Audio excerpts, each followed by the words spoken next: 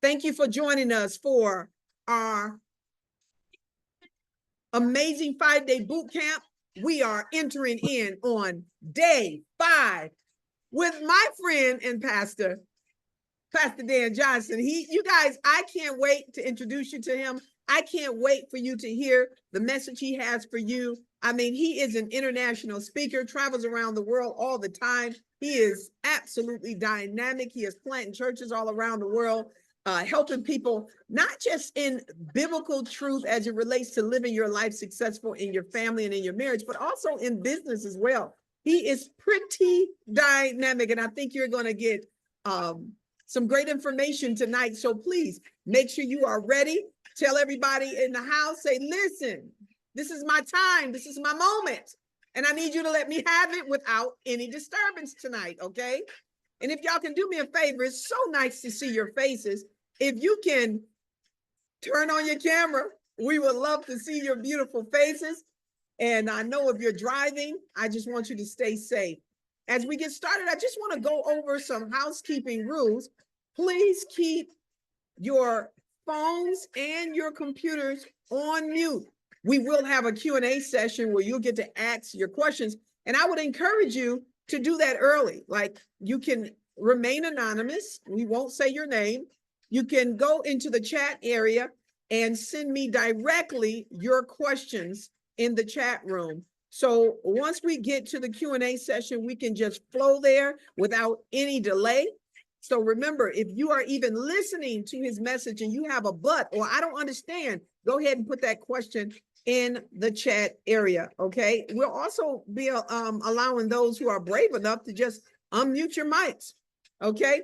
Also, plan to be on the call for at least about an hour and 15 minutes to an hour and 30 minutes. We are going to end at a hard stop tonight at 8:30. Please post your pick with and declaration and scriptures and your a little bit about yourself in our private Facebook group page entitled "I Want to Save My Marriage." You guys got an inbox message in your email about how to get there. I will post that link in the chat room this evening as well. Also, if you can do me another favor, grab a journal that is exclusively set aside for this session so that when God drops some nuggets in your spirit, you won't forget it, okay? And something that even once this challenge is over, this boot camp is over, that you can go back to that and remind yourself of what God was speaking to you. Okay, if you are interested in joining the Satisfied Wife Club, and you should if you're a wife, because the only kind of wife to be is a satisfied wife, and that's what we do. Our mission is to help 1 million wives experience satisfaction in their marriage. So go to www.Satisfied Wife Club. Immediately, you'll get access to all of our courses. We have mastery classes on a monthly basis, accountability sessions. Listen, we're going to help you on that journey of satisfaction in your marriage. We also open up our club to future wives because there was a time that I didn't know what I was doing. I came in this marriage without any tools. And so we welcome even women who desire to be a wife one day, to get prepared before you dive into, so you can have the tools and the principles in order to be successful. All right, if we have any technical issues, just hold tight, y'all. We just might pop right back in there. But if we don't, if it lasts more than 10 minutes, check your email. We will send you a notification, possibly another link, in order to guide you back into the Zoom call. So pay attention to that. And listen, we are ready. Let me stop and let me see some of your beautiful faces. How y'all doing? Welcome, welcome. It's so glad to see you all tonight. People are still coming in. Welcome, welcome. Addie, I see you there. Bobby, I see you there. Clarence, I see you late. Coletta, how you doing? Welcome back. Donisha, I see you there. Someone with an iPhone, I see you there. Jean, Julianne. Julianne is there. Lorraine is there. Nina is there. Praise Yeshua. All right. It's in the house. I'm not sure how to pronounce it. I'm not going to mess that up. I'm not going to mess it up.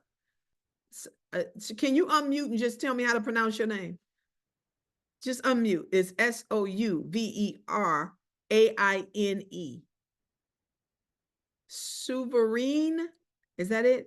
Souverane. It's sovereign. Like sovereign God is sovereign. Sabrina. Yeah, Savannah. Oh, welcome, Sabrina. I like your name. It's beautiful, unique. Okay, all right. Welcome, welcome, welcome. And all our Zoom callers, y'all need to put your names up on there, okay, so we can just call you out. Okay. Welcome, welcome. Thank you all for being here. Listen, I don't want to waste any time. I want to get Pastor Dan in. Pastor Dan, come on in, my friend. I'm so excited for you to be here. Come on in and join us. My friend, all the way from Chicago, but I know he's not in Chicago now. Where are you, Pastor Dan? In Philly, Dilly, how you doing? Mrs. Toy, the world's most satisfied wife. How's it going? I know you are somewhere in the world. I just know you. You're always traveling. So listen, I am excited to have you here for multiple reasons, and they're going to find that out tonight. And so I appreciate you being here. I know that you're going to help them plan to win in their marriage. And so I don't want to waste any time. I am going to take myself off and give you the floor. It's all on you. We just got here. Listen, I wanted to say thank you to Mrs. Toy Banks, the world's most satisfied wife. I'm going to tell y'all, this woman of God. Now, if y'all wasn't on the line, I see my sister. I say, this chick here, she absolutely loves empowering women to be satisfied wives. I'm telling you, it is her mission, her mandate. It's something when she gets in that kitchen.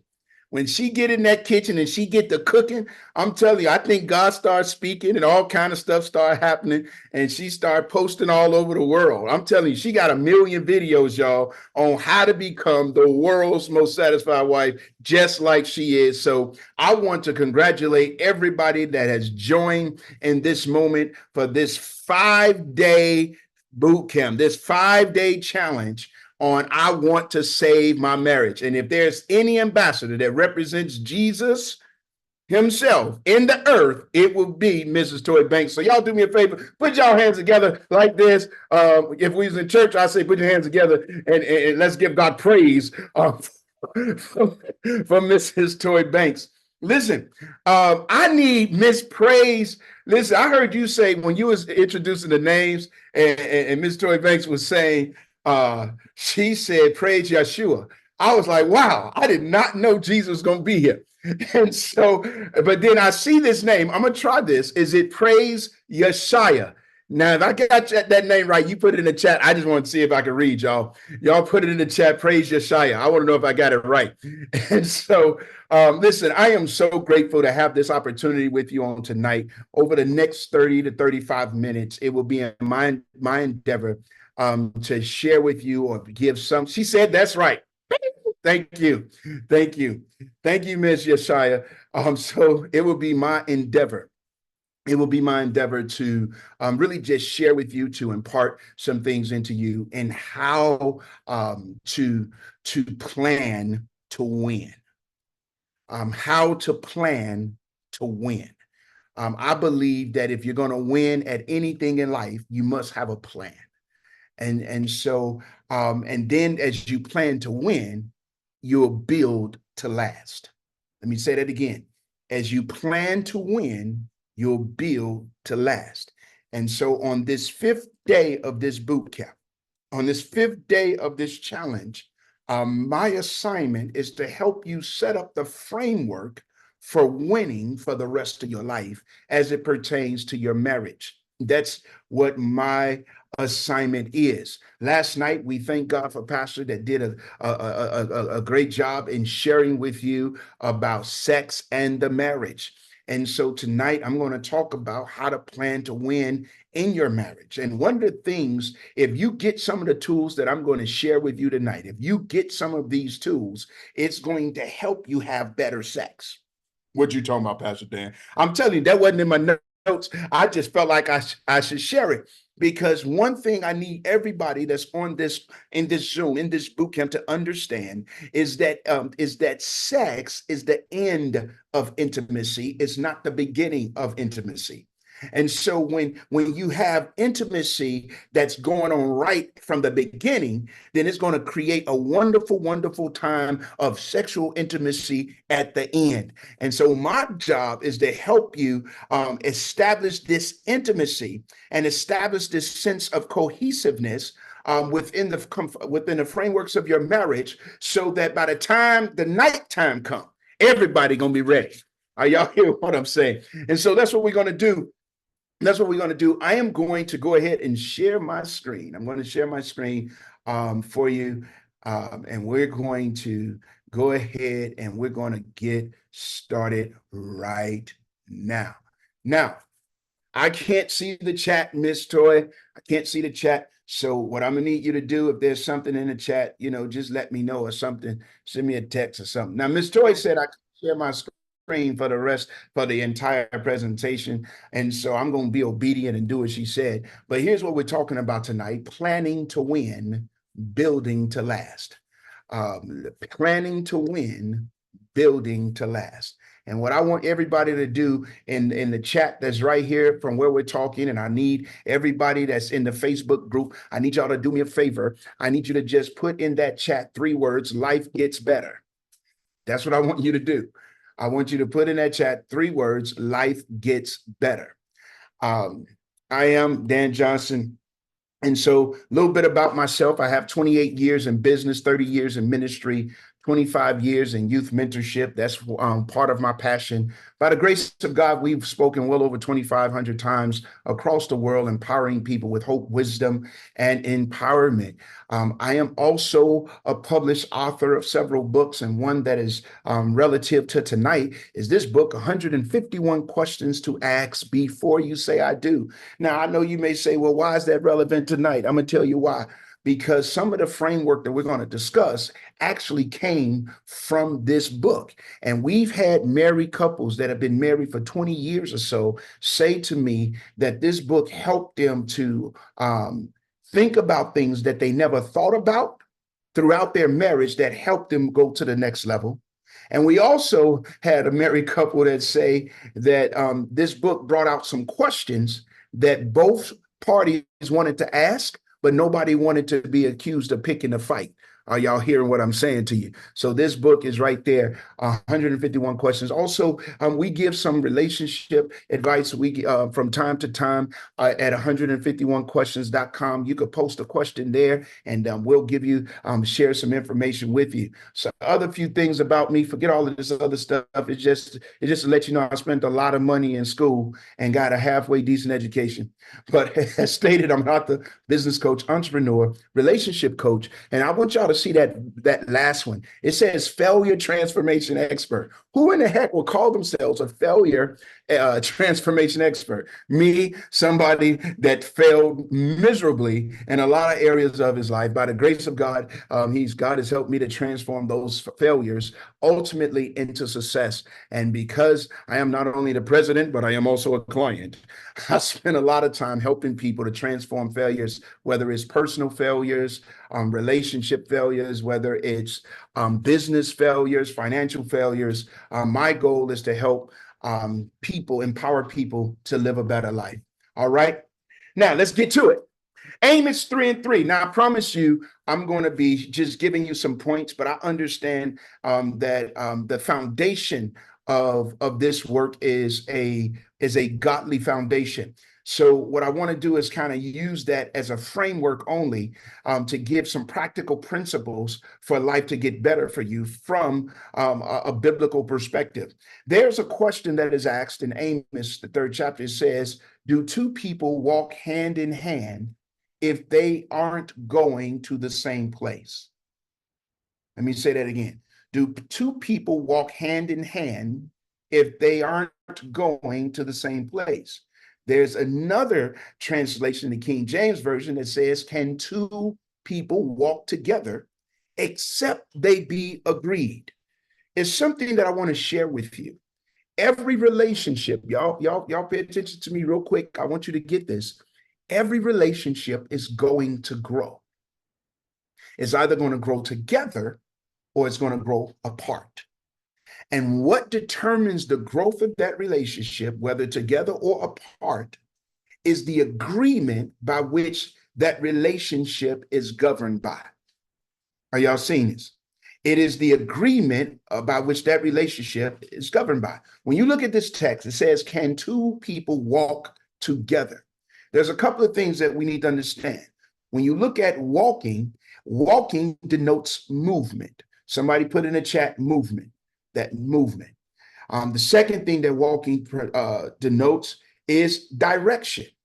You're not walking without movement, and you're not walking without some type of established direction.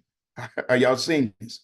You're not walking without movement, and you're not walking without some type of established direction. And then the last piece is pace. So whenever you're walking, it's going to require movement, it's going to require direction, and it's going to require a certain pace. So in the framework of your marriage, you have to agree on how you're moving.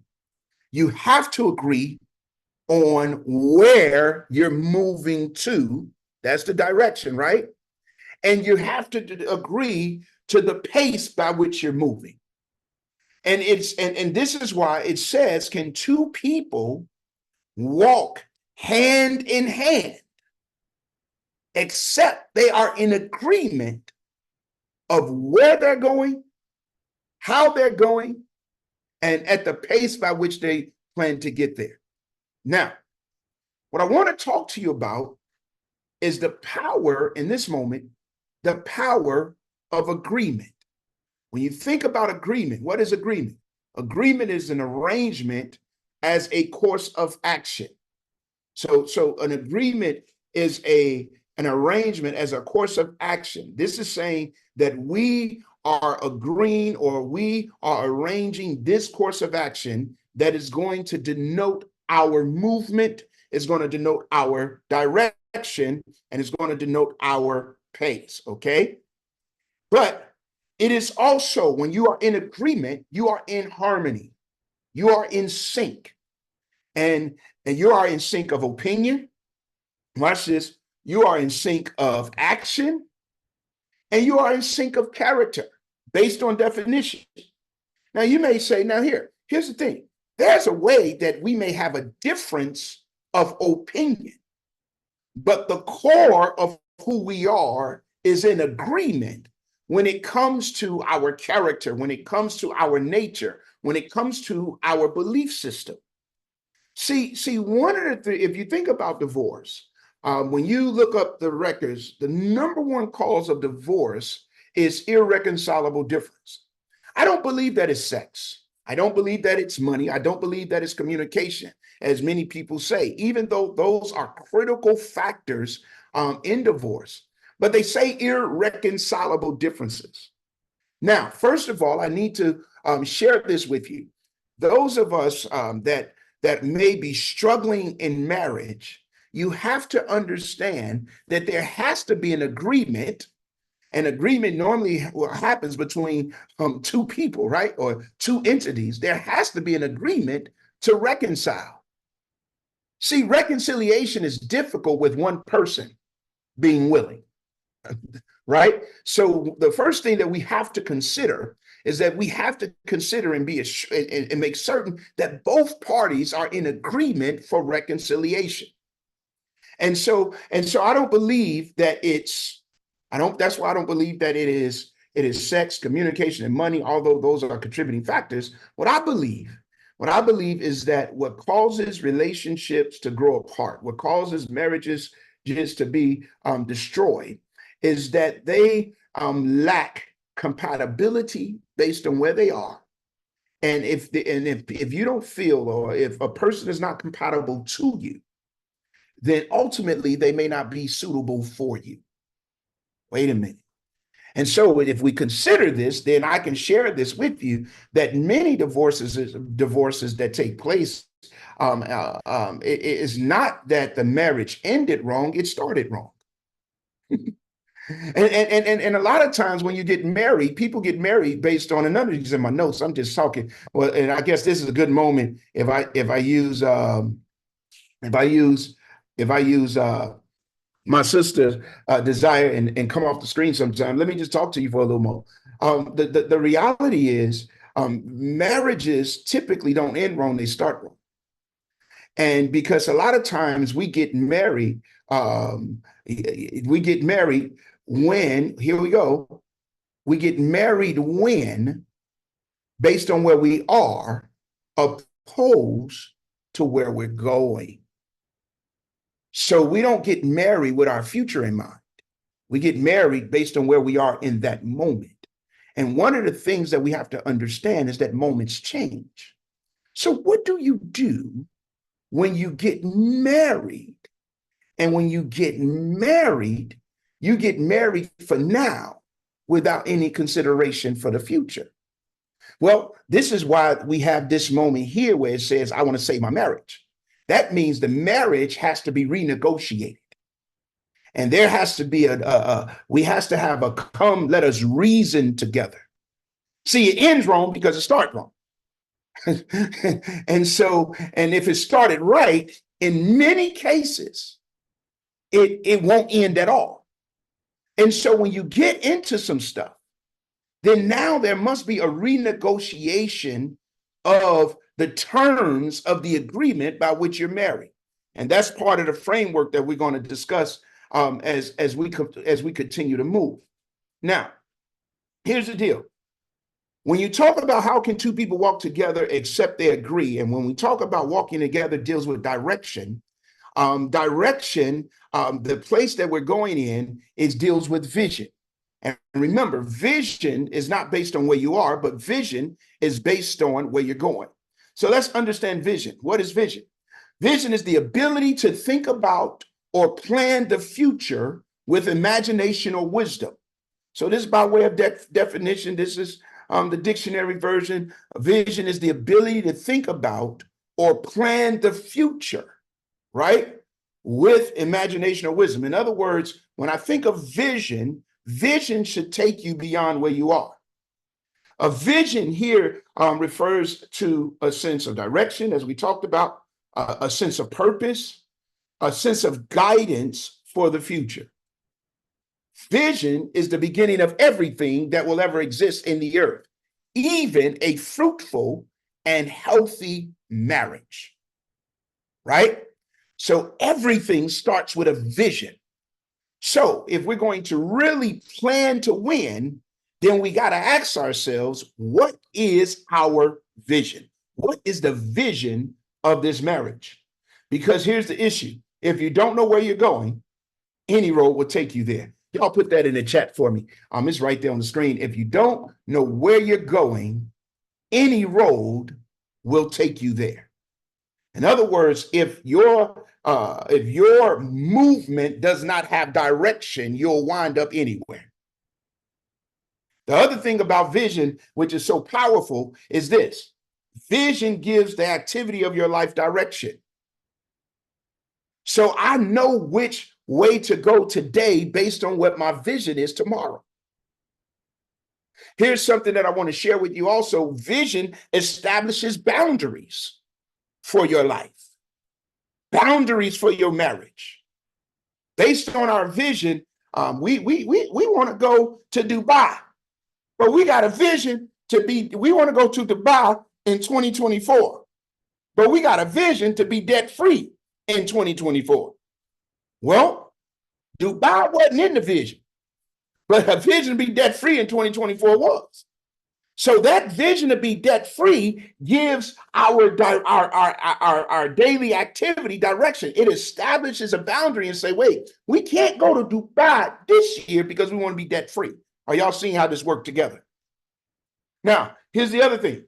Vision also assists in becoming the default button when things in your life gets off task. So when stuff starts going awry in your marriage, you got to refer back to the vision. And the vision becomes the why of that marriage, even in the first place. The vision says, no, our marriage, we had a vision for this. And it becomes that default button when things begin to get off track. Here's a couple of things vision should be.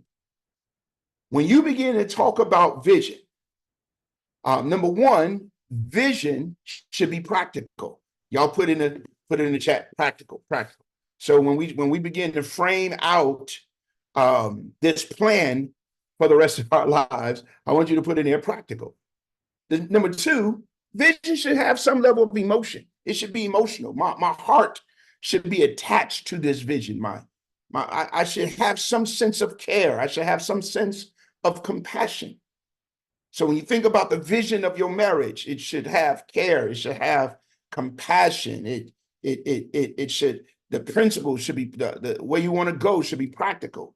Here's another one. It should be personal to you. It should be personal. Another one is the vision that you establish should be achievable. Can I tell you something real quick? Here's what I learned that happens in marriage at times. A lot of times marriages begin to crumble because of this thing called disappointment. Disappointment.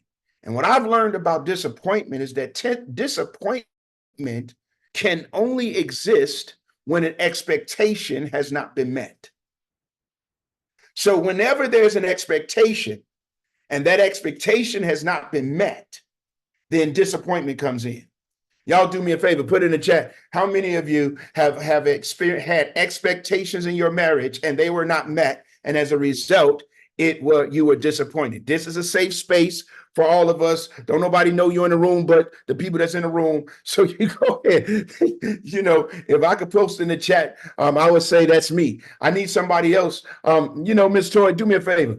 Post in the chat in capital letters with a whole bunch of exclamation points. That's him. That's Dan Johnson. That's Dan Johnson. Yeah, that's me. That's me. because and so now here's the challenge with disappointment. The mismanagement of expectations leads to disappointment. And I'm gonna walk you through this line real quick. And that disappointment leads to an abortion of hope. We understand then hope deferred. That means when hope is no longer in existence, it makes the heart grow sick. So now the heart becomes broken in this disappointment. And now when you're disappointed and your heart is sick, you lose your ambition. You lose your drive. You lose your desire. And you find yourself in a place of a 5-day boot camp challenge that says, I want to save my marriage. Now, what I want you to do, though, when we are framing out the salvation plan for this marriage, we have to make certain that the goal and the vision that we are establishing is achievable. Okay? The next one is expandable. In other words, don't despise small beginning. There's an opportunity for this marriage to grow. There's an opportunity for it to grow. And where it is not necessarily where it can ultimately be. But what helps it to expand is your vision for it. Okay? Now, how do we gain vision? How do we gain vision? You heard me say earlier that when we deal with vision, we're dealing with this mindset or this idea that we're planning for the future by way of imagination. So imagine this. It's a dream. You know how when you was a little girl and you grew up and you dreamed to one day be a wife. You imagined what that day would look like when you got that stud of a man that was your knight in shining armor and all that stuff. That's where vision comes from. The vision comes by, here we go, inspiration. That imagination. So now my vision is inspired by something. So what I think is healthy is for you and your prospective spouse to identify healthy marriages that can breathe inspiration onto yours. What's the model that you want to pattern your marriage after? Of course, for it should be the biblical model, right? We want to do what the word says. We want to live like the word says. That's the idea. But vision also comes by revelation. Revelation, it's you know, you may, I had a couple that we were coaching, and during this time of coaching this couple, they got this revelation that the biggest challenge and the biggest problem that they were having in their marriage is that they both had a different vision. He was thinking this, she was thinking that. Neither one of them thought to talk to each other about this or that. So they were moving, thinking they were both on the same page. And when they got this revelation, they began to understand that the idea of submission, I want to help y'all, because I know some folk think that the word submission, especially when men talk about it, girl, you better submit. Y'all think that's, oh, you ain't my daddy. You know, I only got one daddy, you know. Listen, I'm gonna help y'all out. I'm a dude that don't mind submitting. As long as we both got the right mission. Because submission means to come under submission, come under the mission. Submitting becomes easy when you both have the same mission. That's why how can two people walk together except they agree? What are they agreeing on? The mission by which they're walking together in the first place. Is this helpful? If this is helpful, I want you to put it in chat. It's helpful. And if it's not helpful, then don't put it in the chat. No, I'm joking. So vision comes by inspiration. Vision comes by revelation. And also vision comes by motivation. I'm going to tell you, I had a dream. It was similar to Dr. King, but at that time when I was younger, I had a dream that I didn't want to be poor no more. I grew up poor, y'all. I came from a poor family, didn't have much, but the Lord, he's been good to me. And as a young man, I was motivated to become successful because I didn't want to live the way that I was living in that moment. So what's motivating your vision? What's motivating your vision? So vision comes by motivation. Here it is. And this is why vision is so important. I'm going to go here real quick. I'm going to show you this, and then I'm going to slide through some stuff. This is why vision is so important. Where there is no vision, the people perish. What does that mean? They become wild. They have no restraint. So what it's saying is, where there is no vision, the people kind of do anything and everything. Anything goes when you don't know where you're going. Here's the question that I want you to ask yourself. Where is your marriage going? What are you saving? When you say, I'm saving my marriage, what are you saving? Where is it going? And so now, how do we frame this out in the next, wow, we're doing great on time. How do we frame this out in the next 15, 20 minutes? There's another little body of scripture that says, and the Lord answered me and said, write the vision and make it plain upon tables that he may run that read it. So the first thing in establishing your vision is that you got to have a plan, and the plan must be written. Okay. And so what we got to do, number one, we got to write. Somebody put that in the chat, right? When we talk about our vision, it's not just words, y'all. We got to put it down. We got to write it. And not only do you write it, which is why in that book, 151 questions to ask before you say I do. And if you already said I do, 151 questions to ask to make certain you still do. And so you won't say I quit, right? But in that book, what we ask a body of questions, and we have you write the answers, because the answers highlights your vision, right? It highlights your vision. So number one, you got to write it. Number two, you got to make certain that everybody that is a part of this vision, that's the two people that matters the most in this marriage. There's only two people outside of God at the center. There's only two people that matters the most in this marriage, and that is the husband and the wife. You have to make certain in writing the vision that you write it together and everybody's on the same page. Why? Because how can two people walk hand in hand, walk together, except they are on the same page? And what gets you on the same page is that you write it. You discuss it, you write it, you share it, you write it, you talk about it, you write it. What do I want you to do? Somebody say it, write it. And then now it says, and we go back to that text, it said that they that read it. So we're going to write it so we can get an understanding. And this is a communication piece. So I'll put a pin here as well, because a lot of times when we're talking, we're having monologues instead of dialogues.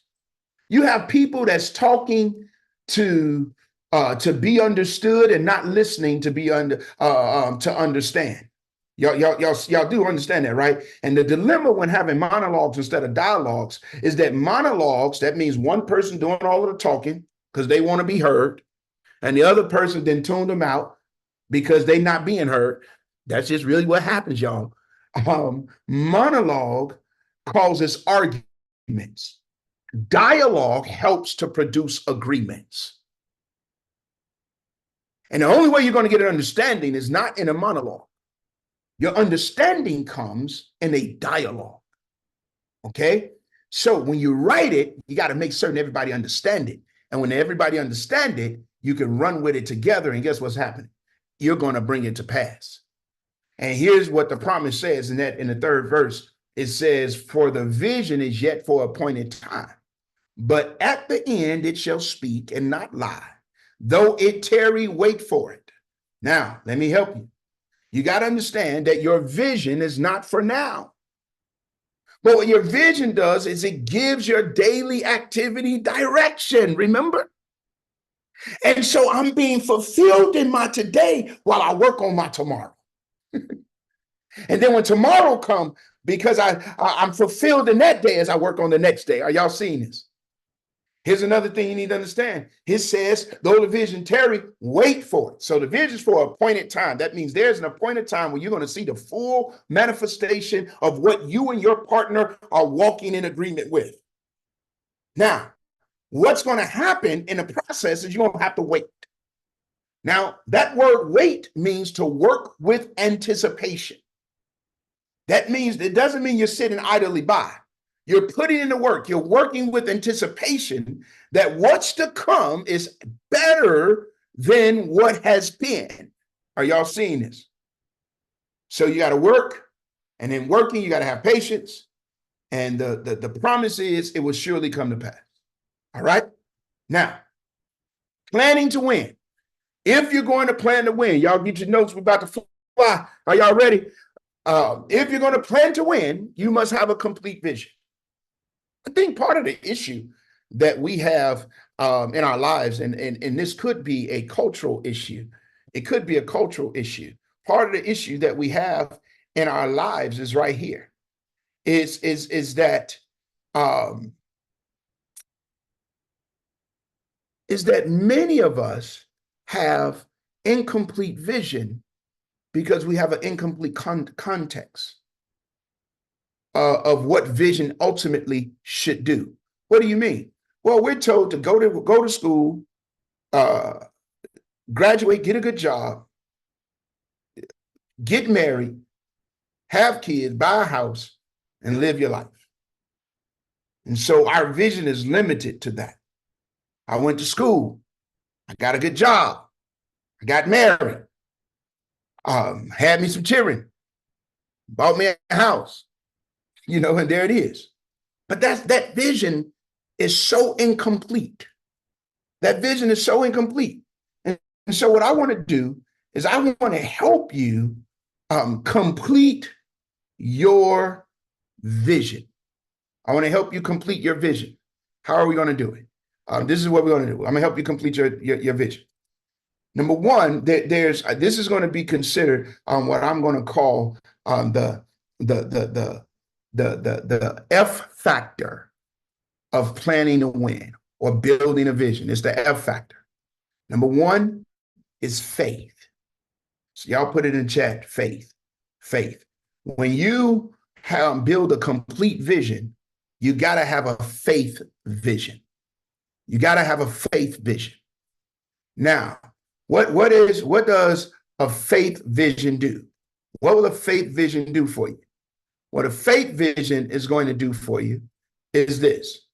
There's a couple of things. Number one, when you think about you and your spouse, you want to think about, what do you believe? What are you guys' belief system as it pertains to the tenets of faith? You want to make certain that you're on the same page in what you believe.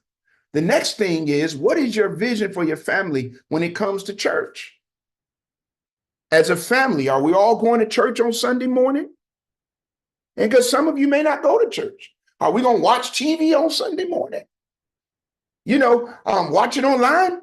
All of these things have to be discussed. What's your prayer time like? Not only praying together, but praying apart. Not only praying separate, but praying together. What's your study time like? Is there a devotion time where you and your prospective spouse come together and sit before the word? No matter who you are, where you are, whatever your religious construct or context is, the fact of the matter is, I believe it's safe to say that all of us can agree in this moment, based on who got you on this in this boot camp, because I know what comes out of her mouth, that the truth is we can't do it on our own, and we need somebody greater than us to help us. And when you look at it from a lens of faith, what faith does, it gives your marriage fuel when things are not going the way it should. It gives your marriage a guideline or a roadmap in order to follow to help you get back on track. So what's your faith vision? What is it that the two of you can join together and connect with and be held accountable, something greater than yourself when it comes to not only your marriage, but even your family? So number one, you got to have a vision for faith. Somebody put in the chat, a vision for faith. Y'all let me know if this is helping you. If it's helping you, say it's helping me. It's helping me. Yeah, a vision for faith. The next thing is, you must have a vision for your family. What is your vision for your family? This is so important. You can't just, we're going to get married. We're going to have some kids. How many kids? And now you may already be married. You may have all the kids you have. And some of your issues in the marriage is one person won't want another kid. The other one don't. Well, what's the metrics to determine that? How do you reconcile that? These are all some of the things you want to consider. But when you're thinking about your vision for your family, when you're thinking about the plan for your family, what is your family's mission statement? Mine is really simple: to empower people to live a better life. That's my personal mission statement. And then when I think about the mission statement for my family, it's centered around that for each individual that's in it. The second thing is, what is the core values of your family? What is it that your family is standing on? You got to have that. Number three, family time. What does that look like? I have this thing called dad chats. And now I'm the proud daddy of 5. I'm a proud daddy of 5. I got 3, all my children really grown except the last one, the 12-year-old. They just don't act like they grown when they want me to be daddy. Y'all know what I'm talking about. They only want to be grown when it's convenient. So I have this thing called dad chats where, and they all spread across the country. And so what we do, we jump on a Zoom and we share, and we have time of impartation and all of those things. Another thing that you got to look at is this: as a family, as a married couple, how do you resolve conflict? Y'all should have a plan. Y'all should have a plan. Rules of engagement when it comes to arguing. What's some no-nos when it comes to arguing? One thing is, I'm not going to talk about your mama. No, I'm joking.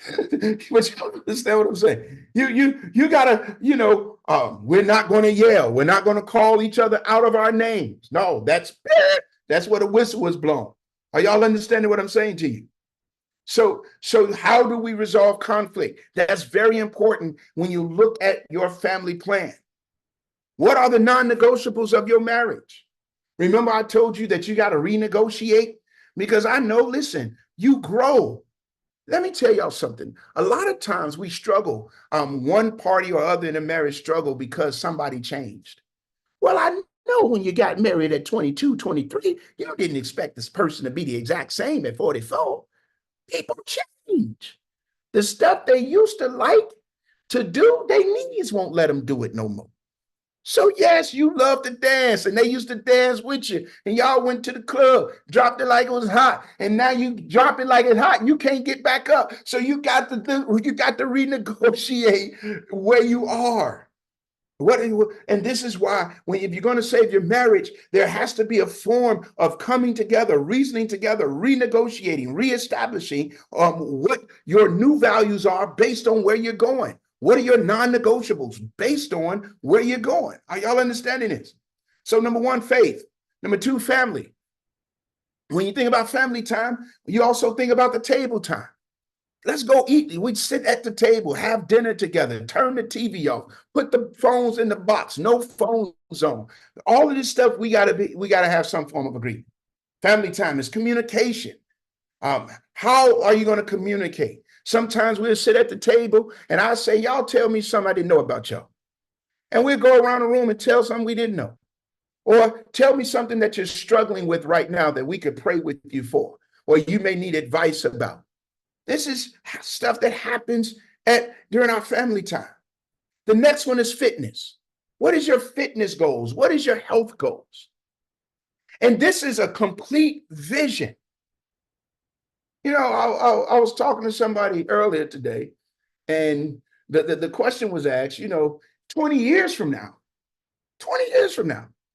you think this man is going to be able to produce, be able to perform? Well, that's an important, legitimate question. But it's based on healthy lifestyle. So when you think about fitness for your marriage, what's your diet like?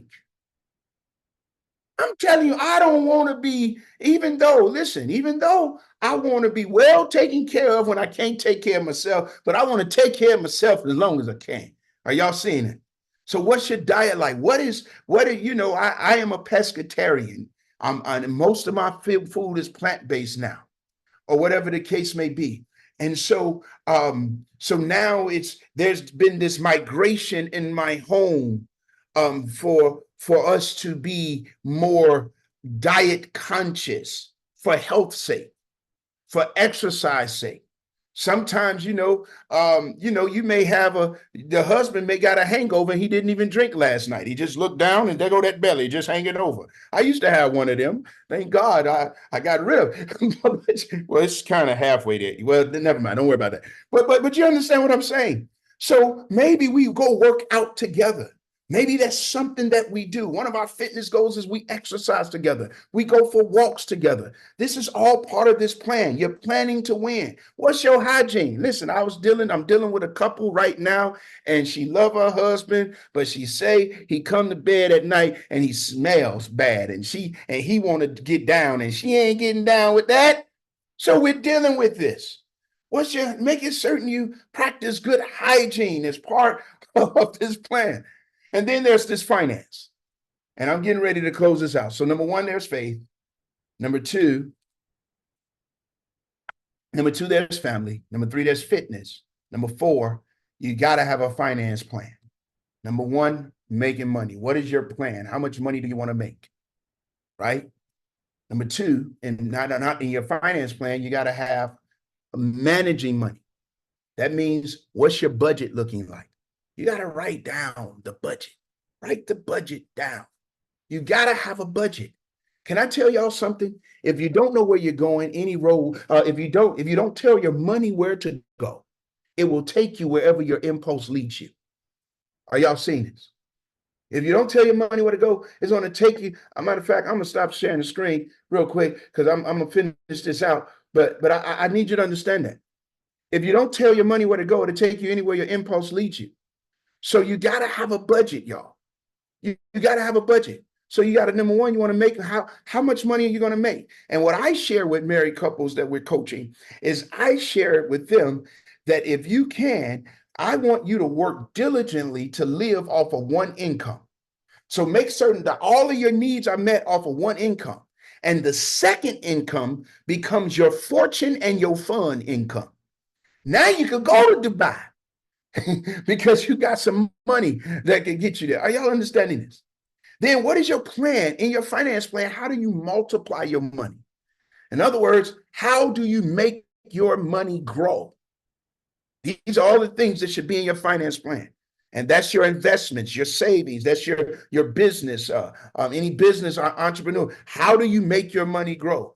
So that you won't be working for money all your life, and you'll get to a place where you and your husband, you and your wife are able to live the kind of life you want to live without the consideration of cost. I'm trying to tell you that's a good life, and it makes loving even better. I'm trying to tell you. Are y'all understanding? And then lastly, how do you make your money matter?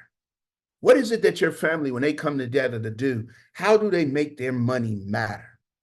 In my household, before anybody opens a gift on Christmas, we give a gift.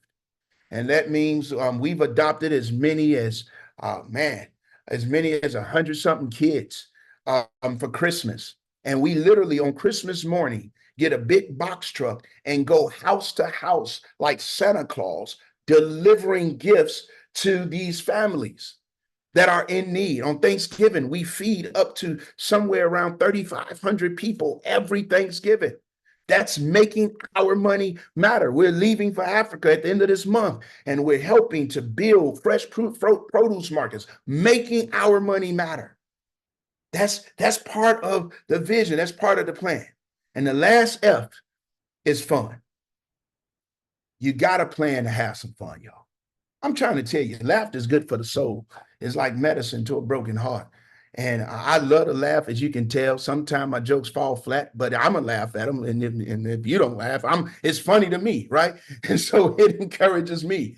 But in having fun, you schedule your vacation time. One of my mentors told me this, that I should that you guys, and when it comes to marriage, that married couples should look to have 1 weekend out of a month, 1 week out of a quarter, 2 weeks out of every 6 months, and then 4 weeks out of a year. And I said, man, you got to have some money to do that. He said, that's why you got to have the right plan. But even if you're not going anywhere, a staycation, go downtown somewhere, get a room, walk together, plan it though. Maybe cooking together, have a cook-off. People in my house don't want to cook off with me. I don't play in that kitchen. Now, I wouldn't mess with Mrs. Toy, and I know her husband, he ain't going in that kitchen too much. She play too much in that kitchen. That girl is the bomb.com. I'm telling you, I done ate her food. It's good, y'all. Y'all, what she doing in that kitchen is amazing. But date nights. But not only have date nights if you're married and you got children, not only have date nights with you and your spouse, but have date nights for the family. Where you do a board game and all of those things. All of these things, when you plan this, it helps you to have a complete vision. It helps you plan to win for the long haul. And it gives you a marriage that is built to last. Listen, I'm going to get ready to transition, but I want to share something with you. Here is what I understand about life. Here's what I understand about direction and vision, is that sometimes things just don't go as it's planned. I get it. I was talking to Ms. Toy Banks, the world's most satisfied wife. The reason why I say that every time I say her name, she and I shared the stage before, and you could come on in, Ms. Toy. She and I shared the stage before, and for the past couple of years, we've been sharing the stage. And she told me that when I introduced her, I couldn't just say Ms. Toy Banks, because if you Google Toy Banks, you get Toys R Us and you get Chase Bank. And she said, if you're going to do the brand, you got to do the brand right. Is Mrs. Toy Banks, the world's most satisfied wife. And I was talking to her earlier, and I told her that I wanted her to know about my chick on the side. Got a little chick on the side that I picked up back some time ago. and she goes with me wherever I go. And one of the things I like about her, Miss Toy, is that whenever I have a vision, I share my vision with her. And she really don't ask a lot of questions. Well, sometimes she do if she's having a bad day. But what she really does is she takes whatever the vision I gave her, and she immediately puts my destination of where I'm going into the data pool. And she comes up with the plan to help me to get there. She comes up with the direction to help me get to where I said I want to go. And sometimes while I'm on my way to the destination, I miss a turn. I have a missed turn. I come to a detour. I turn the wrong way. I didn't listen. I thought I knew better. Y'all know, some of us as husbands think we know just about everything. Mm-hmm. Mm-hmm. Didn't nobody ask you to agree? You ain't agree with nothing tonight. Now all of a sudden, didn't nobody ask you that? But my chick on the side, let me tell you what she does. When I come to a detour, because detours happen in life, detours is going to happen in your marriage. When I make the wrong turn, because nobody's perfect, you're going to make the wrong turn. It's going to happen. But when it happens, what my chick on the side would do, she don't fuss and complain. Oh, Dan, you went the wrong way. Oh, Dan, that didn't work. Oh, man, we're never going to make it. You know what she does? She immediately begins to recalculate. And she begins to recalculate the direction that's needed to get where I'm going. I'm telling you, I like this girl. It's my kind of girl. She don't fuss. She don't cuss. She don't do nothing. She just recalculate. And when she reroutes the direction, she does three things that I want you to do as you consider saving your marriage. Number one is she forget where I came from. That's number one. She totally forgets it. It's not even part of the conversation anymore. Number two, the second thing she does is that she deals with me based on where I am. Got to deal with each other based on where you are. And then the last thing that she does, and which is why I love her so much, she never changes the destination. When you know where you're going, and sometimes when you go off track,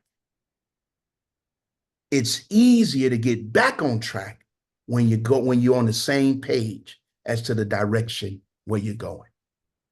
Here's the deal, though.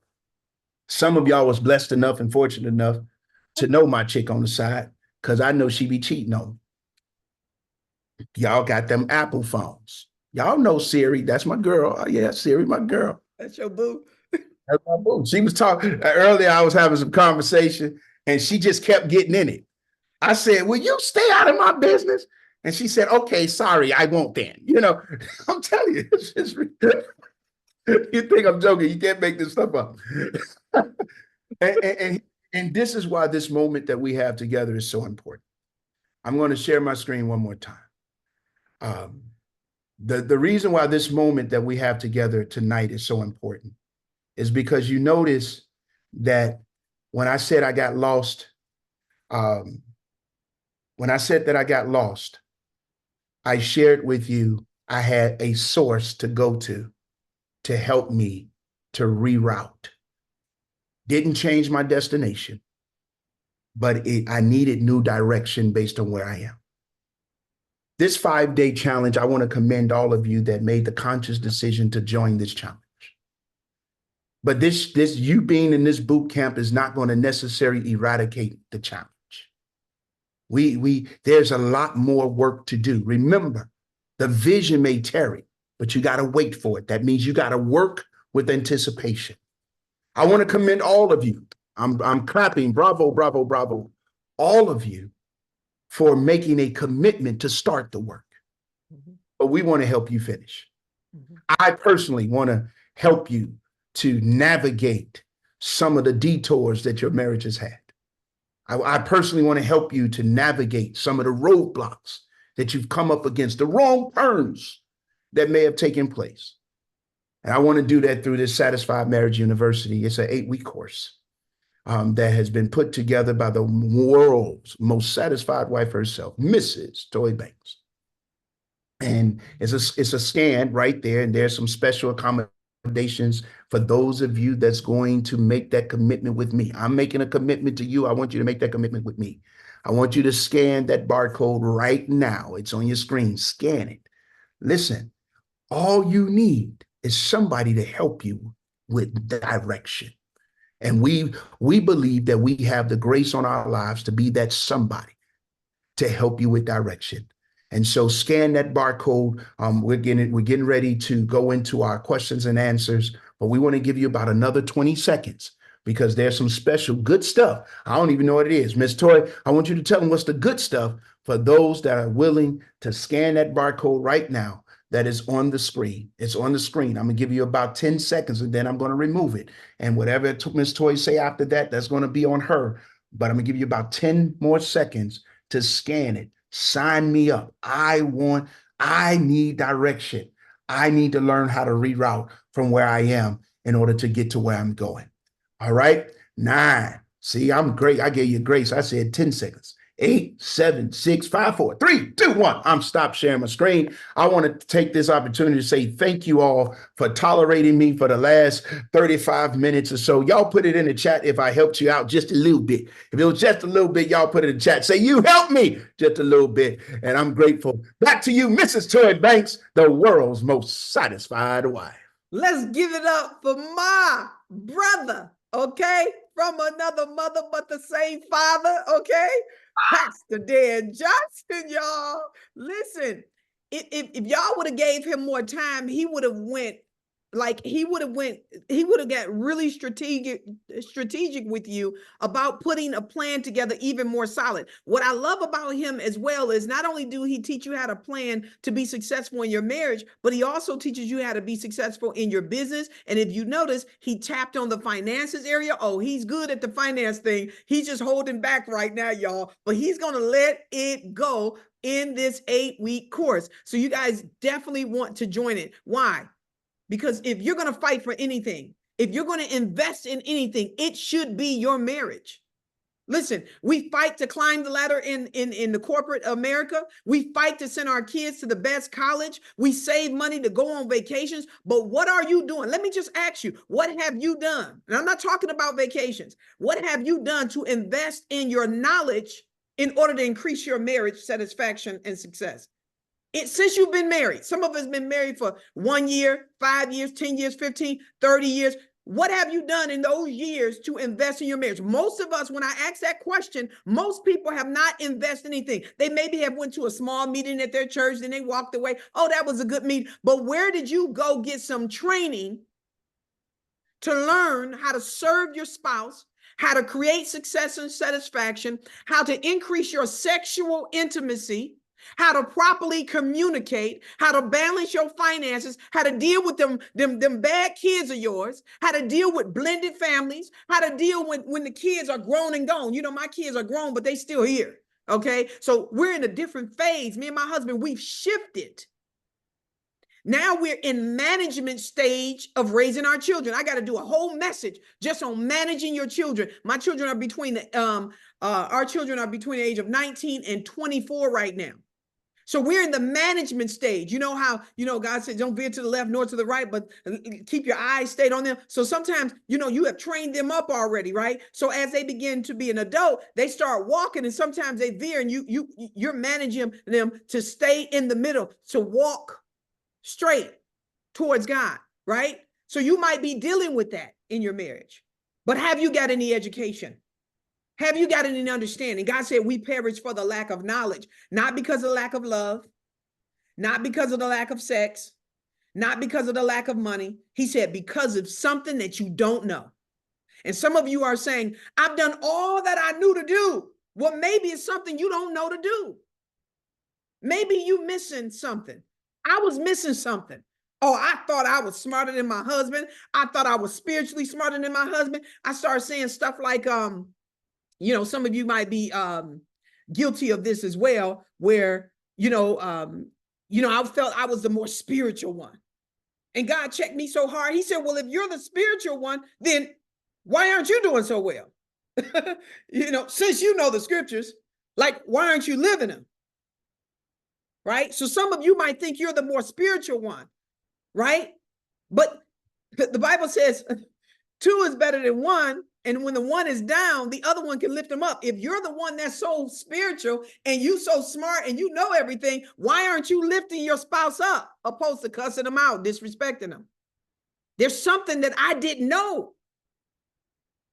Me knowing the scriptures is not enough. Me understanding and applying them is where the magic. That's when God says, taste and see how good I am. The only way you're going to taste and see how good he is when you actually get into his word, you meditate in his word, you live out his word, then you're going to experience the manifestation and the power and the gifts and the beauty that comes from walking in his word.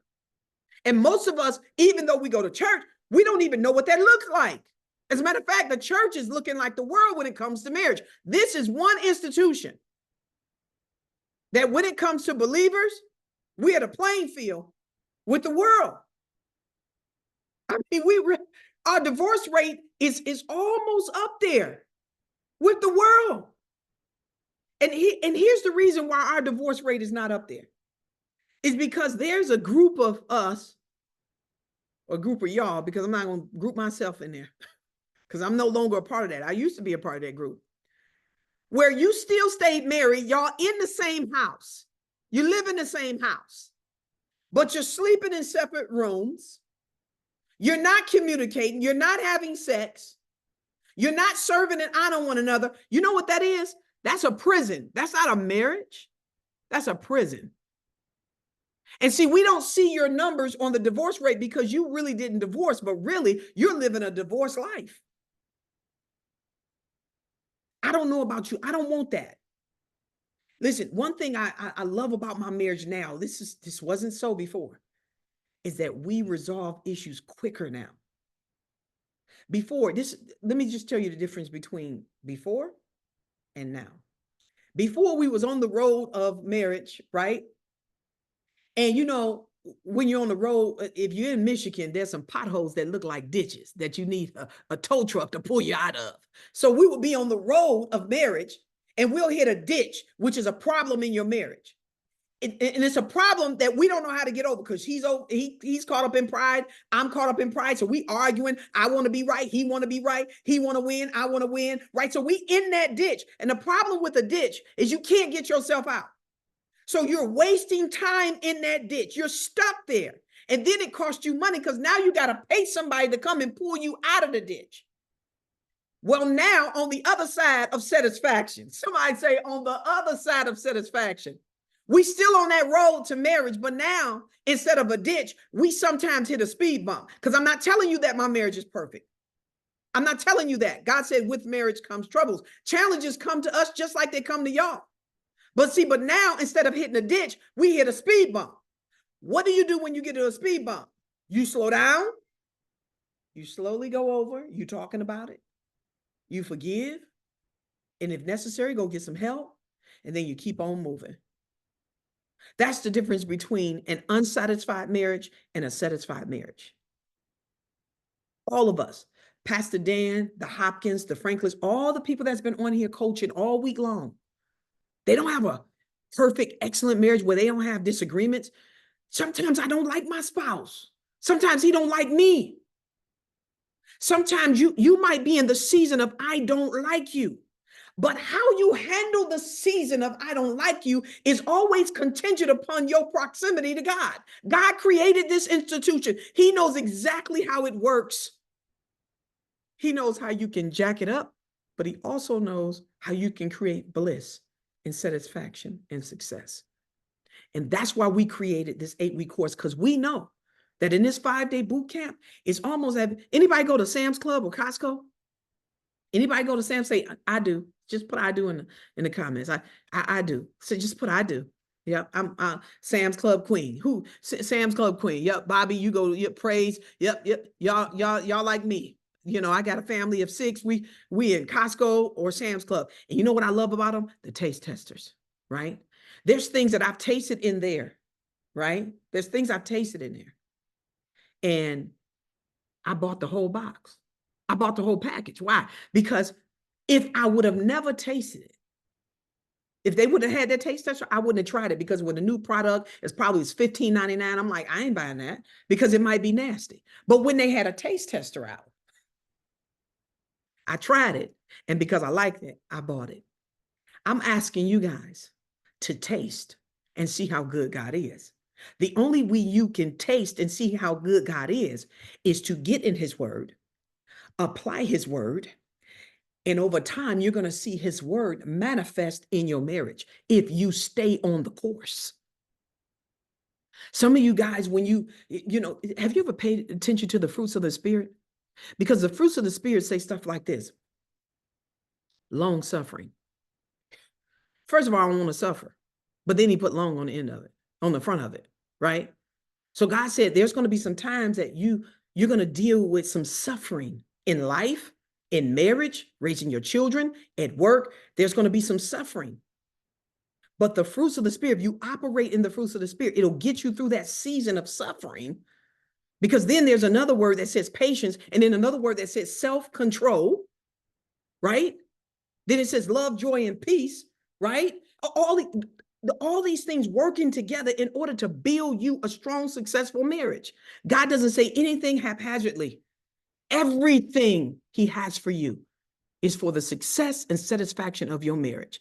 Sex was created for you to have souls. It was created for you to have a good time. So listen, if you got a question, we're going to tackle these questions as quick as we can. So get your questions. If you just came here, listen, I just brought a lot of people in here. So if you came in here and you got a question, you say, well, listen, I understand this, but I'm dealing with this, I'm dealing with that. So you can remain anonymous, because I know that some of y'all like, I don't know these people in here, they're strangers. You can go down to the chat room and you can click my name and send me a direct message, and you remain anonymous. Okay. So we're going to start tackling your questions right now, but get them in, because when we in, y'all. Okay. All right. Pastor Dan, are you ready? Let's help the people out. Let's give them some solutions. Okay. All right. There's no quick fixes here, y'all. I just got a quick question real quick.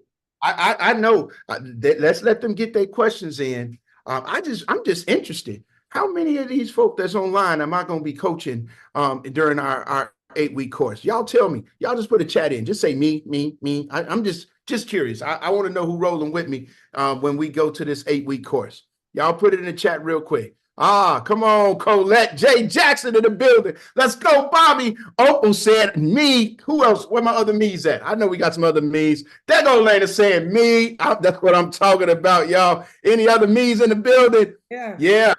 Look at them. Listen, I'm telling you, this decision, and that's why she was so excited. She gets excited, y'all. I'm telling you, she gets so excited. And that's why she's so excited. She's excited for all the me's in the room. Mm-hmm. We're going to pour it all into y'all. We're going to go all the way, and I'm going to give everybody a extra surprise. Okay. Tomorrow morning. So put the link in. Some folk may not have, I told them scan the barcode. Let's drop the link in the chat while they're getting their questions. And then we're going to go and answer these questions. Okay. Those said me, I look forward to being part of your partner in your marriage prosperity. Let's get the link in the chat. Do me a favor, Pastor Dan, can you share your screen again and show that so that they can even take a picture of that? Here's the other thing. While he's doing that, I want you to know this, that there is an opportunity for you to make 2 payments for that. Listen, this is only $297. We dropped it down from $597. We cut it in half for y'all. We cut it down to half, from $597 to $297. For 8 weeks, do y'all know that's only $37 a week? So here's what I'm going to say. Some of you might be challenged financially right now, but let me tell you something. All you got to do is stop drinking Starbucks, stop going over to McDonald's, stop going over to Dunkin' Donuts, okay? Stop going on the Biggie's Coffee, okay? Wherever you're going for the extracurriculars, pull back for 8 weeks, because it's only $37, y'all, to help save your marriage. If you're in a situation you wait, Toy, I can't make 2 payments, but I can make 4 payments. Here's what I want you to do. I want you to go to, as a matter of fact, just inbox us at toy@satisfiedwifeclub.com. Can you put that in the chat room for me, Pastor Dan? toy@satisfiedwifeclub.com. Or no, I'm not gonna get to somebody. You know what, Opal? Can you put that in there for me? Opal is a member of the Satisfied Wife Club. Can you put that in there? Toy@satisfied. I don't trust Pastor Dan. He's not, administrative. He's been put satisfied something else, or satisfied donuts or something. I don't know. Okay. What you talking Put something else in there. So scan that right there, and you can send me a message, toy@satisfiedwifeclub.com. Cheryl will get in touch with you within the next 24 to 48 hours, sometime this weekend, to set up payments so that you can get in here and you don't use any excuses. See, I'm making it easy for you. You can do 2 payments, you do 3 payments, you can do 4 payments. I will do, here's the thing, I'm going to do up to 6 payments if you need to. But it has to be paid before the 8 weeks is over. That's why I'm only doing 6. Okay. So drop that, divide your 297. What's 297 divided by 6, Pastor Dan? 297 divided by 6 is that number. It's about I got my 297 divided by 6 is $49 a week. Okay. And I would even stretch it. The furthest I would go is 297 divided by 7, because it has to be paid before the 8 weeks up. That's $42 each payment, and it can be done. Okay, done. We talking about one meal, y'all. Done deal. Marriage. One I meal. got. Wow. And you're talking about, we're going to be coached. Let me tell y'all how, for those who are new, because we got some new people on here. For those who are new, I want you to know that this is how we're going to do this. And I'm letting other people in right now, y'all. How this is going to go is every week we're going to drop a course. We're going to drop a course in the we're going to drop a course. I'm sorry, y'all. I'm double talking here. One second. I'm just getting people in here. All right. So what we're going to do is we're going to drop a course each week. Each week we're going to drop a course, and you're going to work that course out. You're going to take that course each week. And then on every Monday night from 7 to 8:15, we are going to coach you live, answer your questions. Like, we really wanted to get in there, because see, what's going to happen, what happens is sometimes is that you sometimes, you might have a but. You might like, well, Toy, I understand this, but what about this, right? And no problem. We understand that. And that's why we're going to coach you. Each coach is going to coach you on their course. So they're not going to leave you out there hanging, y'all. We're not going to leave you out there hanging. We're going to walk through it with you. Every week, we're going to be coaching you. So you're going to, every Monday at 12 noon, a new course is going to be dropped in at 7 p.m. To 8:15 Eastern time zone. We're going to come in there, and we're going to coach you live each week. Okay. And even when you join, we're going to have instantly, we're going to have some free courses already, some extra free courses already ready for you. Okay. So you got to listen. It's too easy. It's too easy, y'all. We made it too easy to save your marriage. Okay. So let's get started with these. Let's get started with the questions. Okay. Let's get started with the questions. I still got Pastor Dan, could you read the one question? Make sure you don't say their name. Don't say the person's name. Okay. Are you unmuted? Because I can't hear you. So I am looking. I don't necessarily. Oh wait, yes, please, going through. I will read the question, and I'm gonna let you tackle it first. The first one I see is, it would be much easier for me if I could do this 37 a week. And please let me know. Okay, all right, we can help you out there. All right, we can help you out there. Just inbox us at toy@satisfiedwifeclub.com, or go to maritalbliss.net. If it makes it easy for you, go to maritalbliss.net, and then up in the menu bar, you can push contact, and then just say, hey, need new payments. And Cheryl will get back with you and set that up immediately. Okay. All right. So our first question is this: how do you handle disagreement with husband with disciplined teenagers resulting in teenagers leaving the home. I find myself often in disagreement with my husband. So here's what I need y'all to do. I need you to be a little bit clear. So what is the disagreement? Like, who's being softer, who's being harder? You know, we need to understand this a little bit better. Okay. Right, because that question could mean a couple of things. That question could say that how the husband is disciplining their teenage children, the children are leaving the home as a result, meaning now they're saying, I'm gone and I'm not coming back. Or that could mean part of the husband's way of disciplining the children is him telling them they got to get out of his home. So we want to know who's responsible for the kids leaving, the kids or the husband. So that because that's some part of clarity. Now, while you're getting that clarity, one of the things that we have to do, which is why how can two people walk together except they agree, is not in the moment of disagreement, you start having this battle and this contentious type of conversation about what disciplining the children looks like. That needs to happen over dinner just between the two of you at some point to say, hey, you feel this way, I feel this way. How do we come together with some level of understanding of how we're going to discipline them? Because here's what I know. I know that a house divided against itself cannot stand. Here's what else I know. I know that when teenagers, when children, whether they're however old they are, when they see mommy and daddy on the same page, they have the tendency of making the necessary adjustment. But if they see that mommy and daddy are not on the same page, then they'll play the two against one another. So number one, what I want you to do is privately come into agreement. All right, Lena, I look forward to seeing you at the university as well. So number one, come to an agreement at what discipline looks like for your household. Number two, never challenge your husband, and husbands, if any on the line, never challenge your wife in front of the children or show that disagreement in front of the children. Don't do it. Show a unified front, and then when everybody go to bed, go to the room, close the door, and in a nice manner, have a conversation.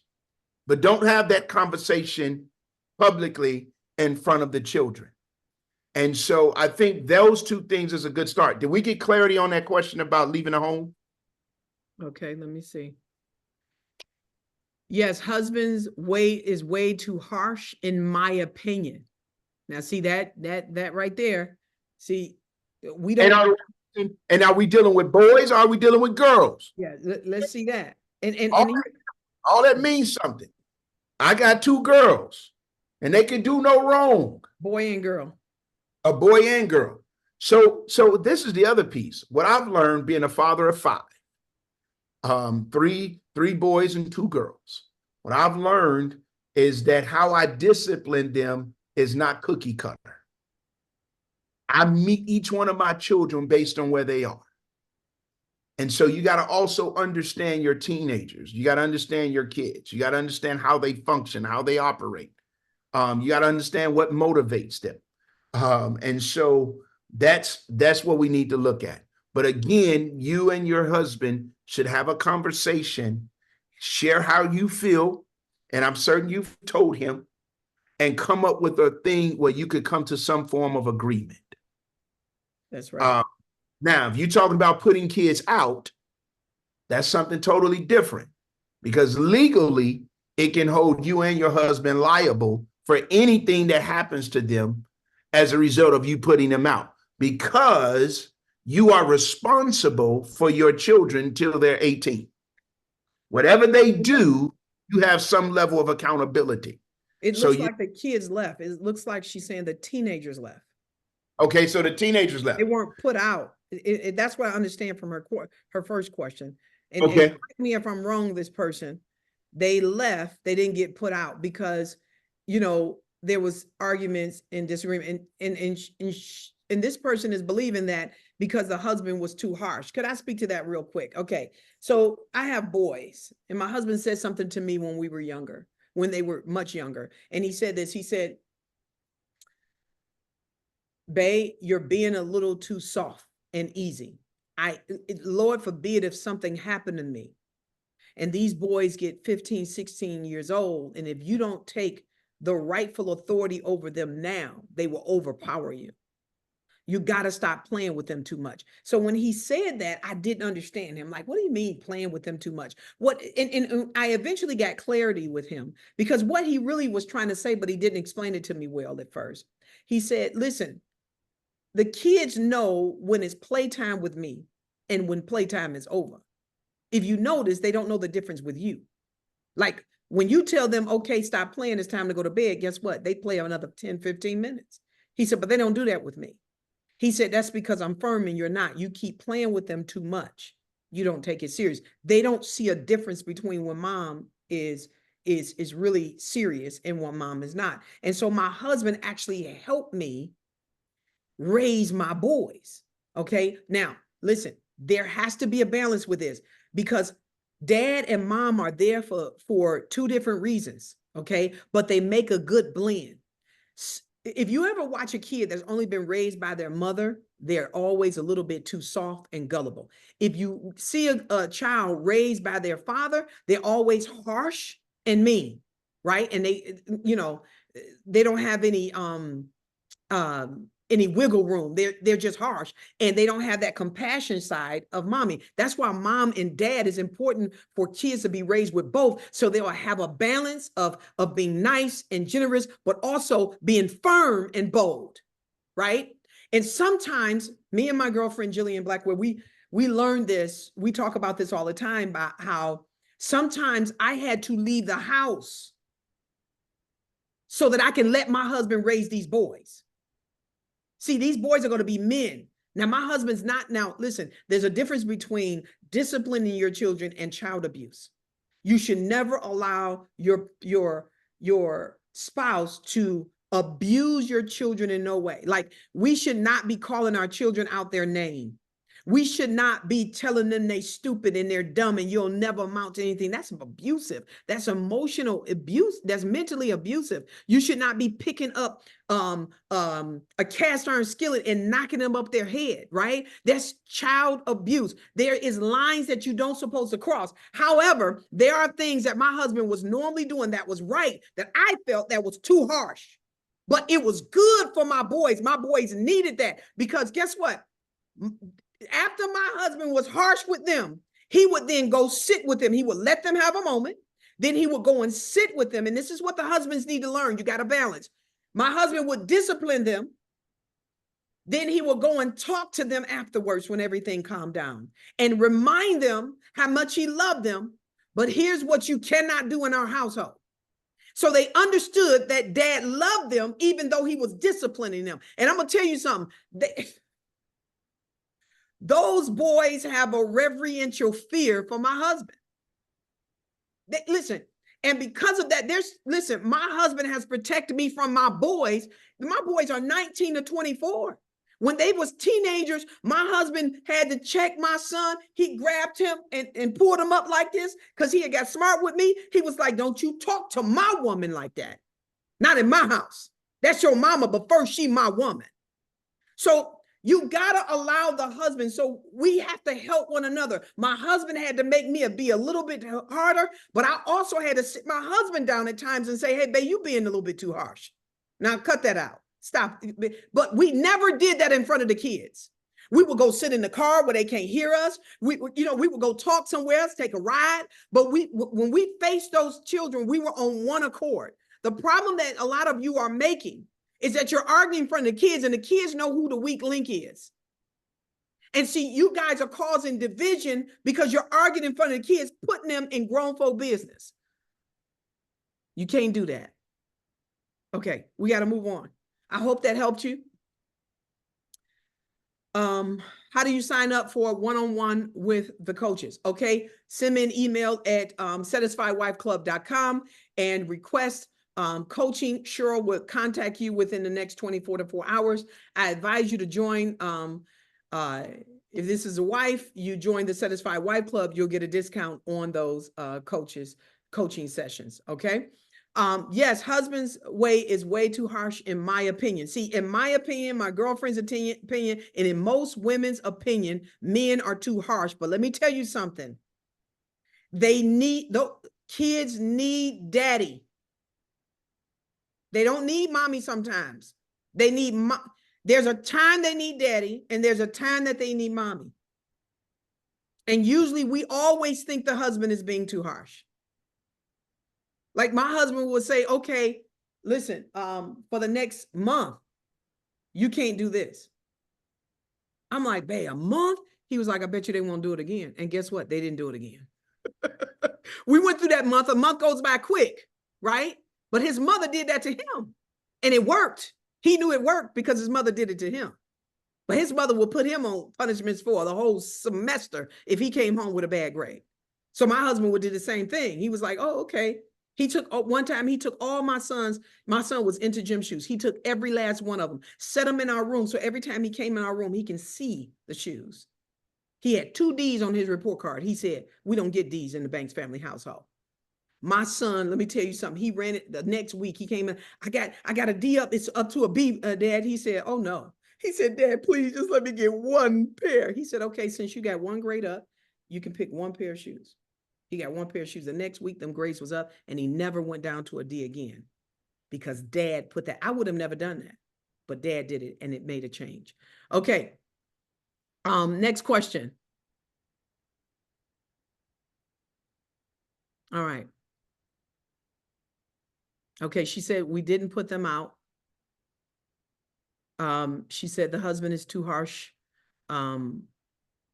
with the daughter, not the son.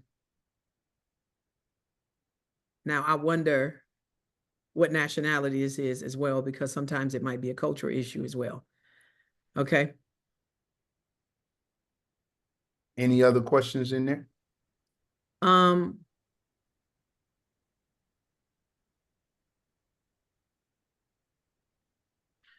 Okay, I got this. There's a statement in here saying I sent Zoom user 300 and she sent back.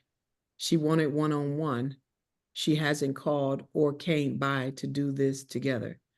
She went to her mother's and stayed with her instead of working on her marriage. She has been showing no interest in this. I told her I will do this alone then. I don't want to embarrass her. That's why I'm sending this privately.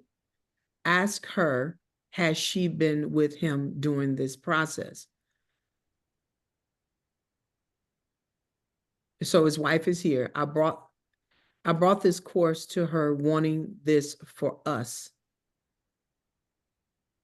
I don't understand the beginning of that. I think you need to, I went to her mother's estate and instead of working on the marriage, she has been showing no interest. Okay, so the wife apparently is showing no interest in the marriage. And he's saying, hey, can you ask her, has she been with him during this process? See, listen, we don't, there's a way we do things here. And we do things professionally here. And so it appears to me that you guys are in dire need of private coaching, marriage coaching. And I would encourage you to reach out to us. Go to satisfiedwifeclub.com or maritalbliss.net and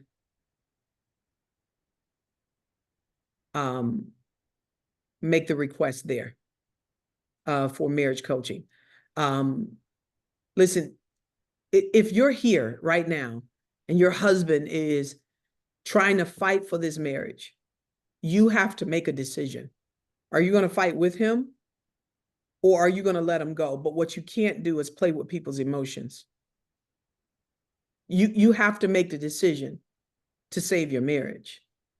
As a matter of fact, you have a responsibility to do that. And if you are committing adultery, now, I don't know if you believe in God or not, but you are in absolute direct sin against God. This ain't even about your spouse at this point. You are in sin against God. And you want to repent and make it right because life is not going to go well for you. life is not going to go well. So I don't understand everything that's being said in the, I'm not clear on the $300 thing. I'm not understanding any of that. Go I ahead. think, Mrs. Toy, you did right when you said direct them privately. Directed them privately. There was a Zoom user that popped up and had made a statement in the public chat, so I'll share it. It was in the public chat that basically said that the husband has decided he wants to do it by himself, go through the university. And then she said she was going to sign up by herself and go through the university. So I think we'll leave that there. I think it's wisdom what you said earlier. Leave that there. And then let's move on and see if there's, and they're going to connect based on what this said. The husband has represented, he's going to connect, and his wife that's on the line is represented, she was going to connect separately. Even when you said that you would give those payment arrangements, she mentioned it. So we'll leave that there. Is there any other questions that we have that we could answer quickly for those that are online? We're going to take care of y'all. We're going to help you. We know that it's tough. We know that marriage can, listen, marriage is one of those institutions that can take you closer to God or further away. We did have another question that I wanted you to tackle, and Pastor Dan, and the question was, my spouse is committing adultery and has done it a couple times, and they've been verbally abusive. I want to fight for my marriage, but should I? So here is the thought. Now, we say verbally abusive. I don't personally tolerate any type of abuse, right? I think to be abusive is not good, and to stay anywhere where there's abuse is not good. So I'll just say that. It sounds like there's hardness of heart that's present. Because you're not abusive to somebody that you have hardness of heart to, I mean, somebody you have a care for. The next piece is he's committed adultery a couple of times. I want to fight for my marriage. Should I? The question, that's a personal decision that you will have to make. But remember what I told you guys earlier.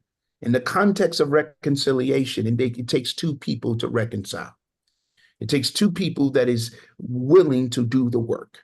And so what has to happen is, number one, there has to be some form of agreement for the two of you that said, I am willing to do the work. That's number one. Number two, in willing to do the work. And this is something that's challenging. I've seen it happen on both sides. And willing to do the work, that also means you're saying that you're willing to reroute from where you are and move forward. And the chance, and whenever you're moving forward, looking backwards, it's going to cause an accident. And so that's how I would answer that. Should you allow yourself to be verbally abused? No. Should you leave your marriage?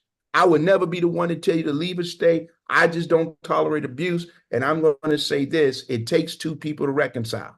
And if two people are willing to come to the table and reconcile, and that means you're agreeing on the direction, you're agreeing to move forward, and you're agreeing to the pace of how you're going to move forward, then I believe that God can save any marriage. Absolutely. And I believe that He can save yours. That's how I would answer that. Do we got another question? Well, I want to bring balance to that as well. So let me say this, that, you guys have heard me to say that you can fight for your marriage on your own. There's a clause with that. And I said this earlier this week.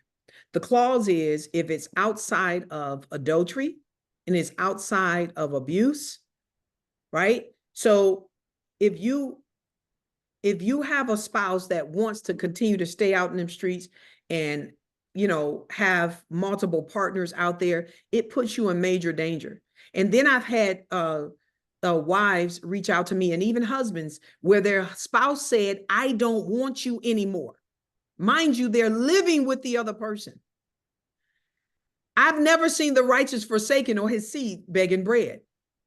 You should not beg anybody to stay with you. Even God says, I set before you life and death, you choose. When you are in front of your spouse every day, we're choosing our spouse. That's a choice. But unfortunately, fortunately and unfortunately, God gave each and every one of us a will.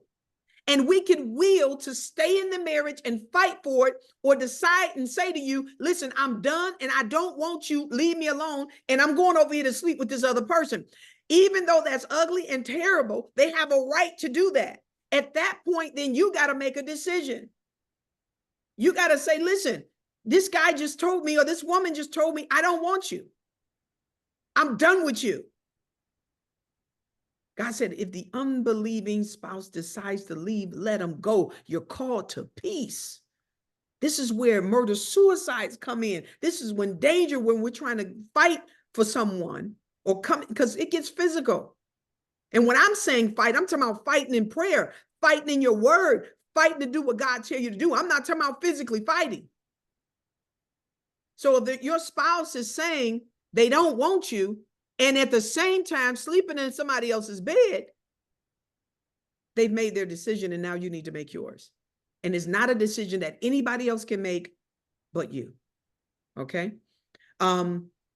There was a question that says, are couples aware to be on the classes together or individually? Listen, we don't want to get legalistic here. We desire for you to do the 8-week course together. That's the best way to do it. However, if right now there's some strain there, guess what? You might have to start doing it separately. I'm just glad that you started. I'm not going to make this a big deal. I'm so glad that you started. I'm glad that you're going to put the work in. I'm glad you're saying, I'm going to take the step to fight for my marriage. I am glad you're doing that.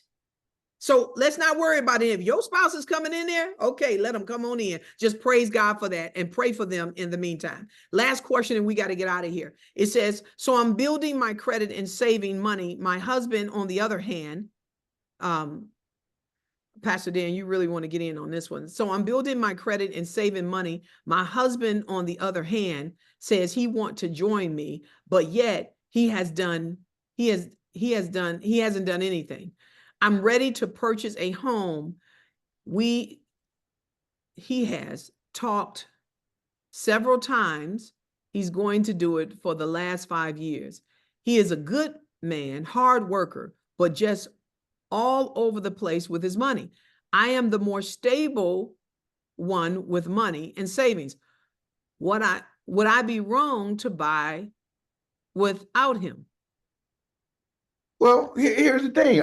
Again, I don't make decisions for people, right? But I will tell you this: you wouldn't be wrong to buy a house. With now the question is, wait, are you talking about buying a house without him and then he live where he live and you live your Right. I was just about to say, I was thinking the same thing. My goodness. If you plan on doing that, don't do that. That's what I'm going to assume. And I'm going to call you out by name because you put your question out there in the group for everybody. So here's what I'm going to say, Jay. If you're saying, hey, listen, my husband is a good man. He's a hard worker. He bring his money home, or whatever the case is. But I am the one. All right. Thanks, Jane. I am the one that manages money well. I save money. I'm the one that takes care of the business.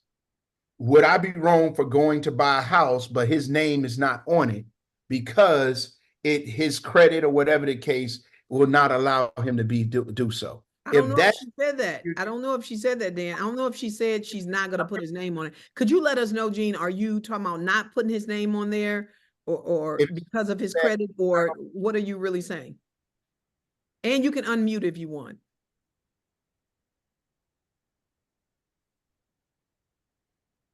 Because you sometimes in a marriage, you might not have to be, you shouldn't put the other person's name on there if it's going to stop you from being able to buy the house.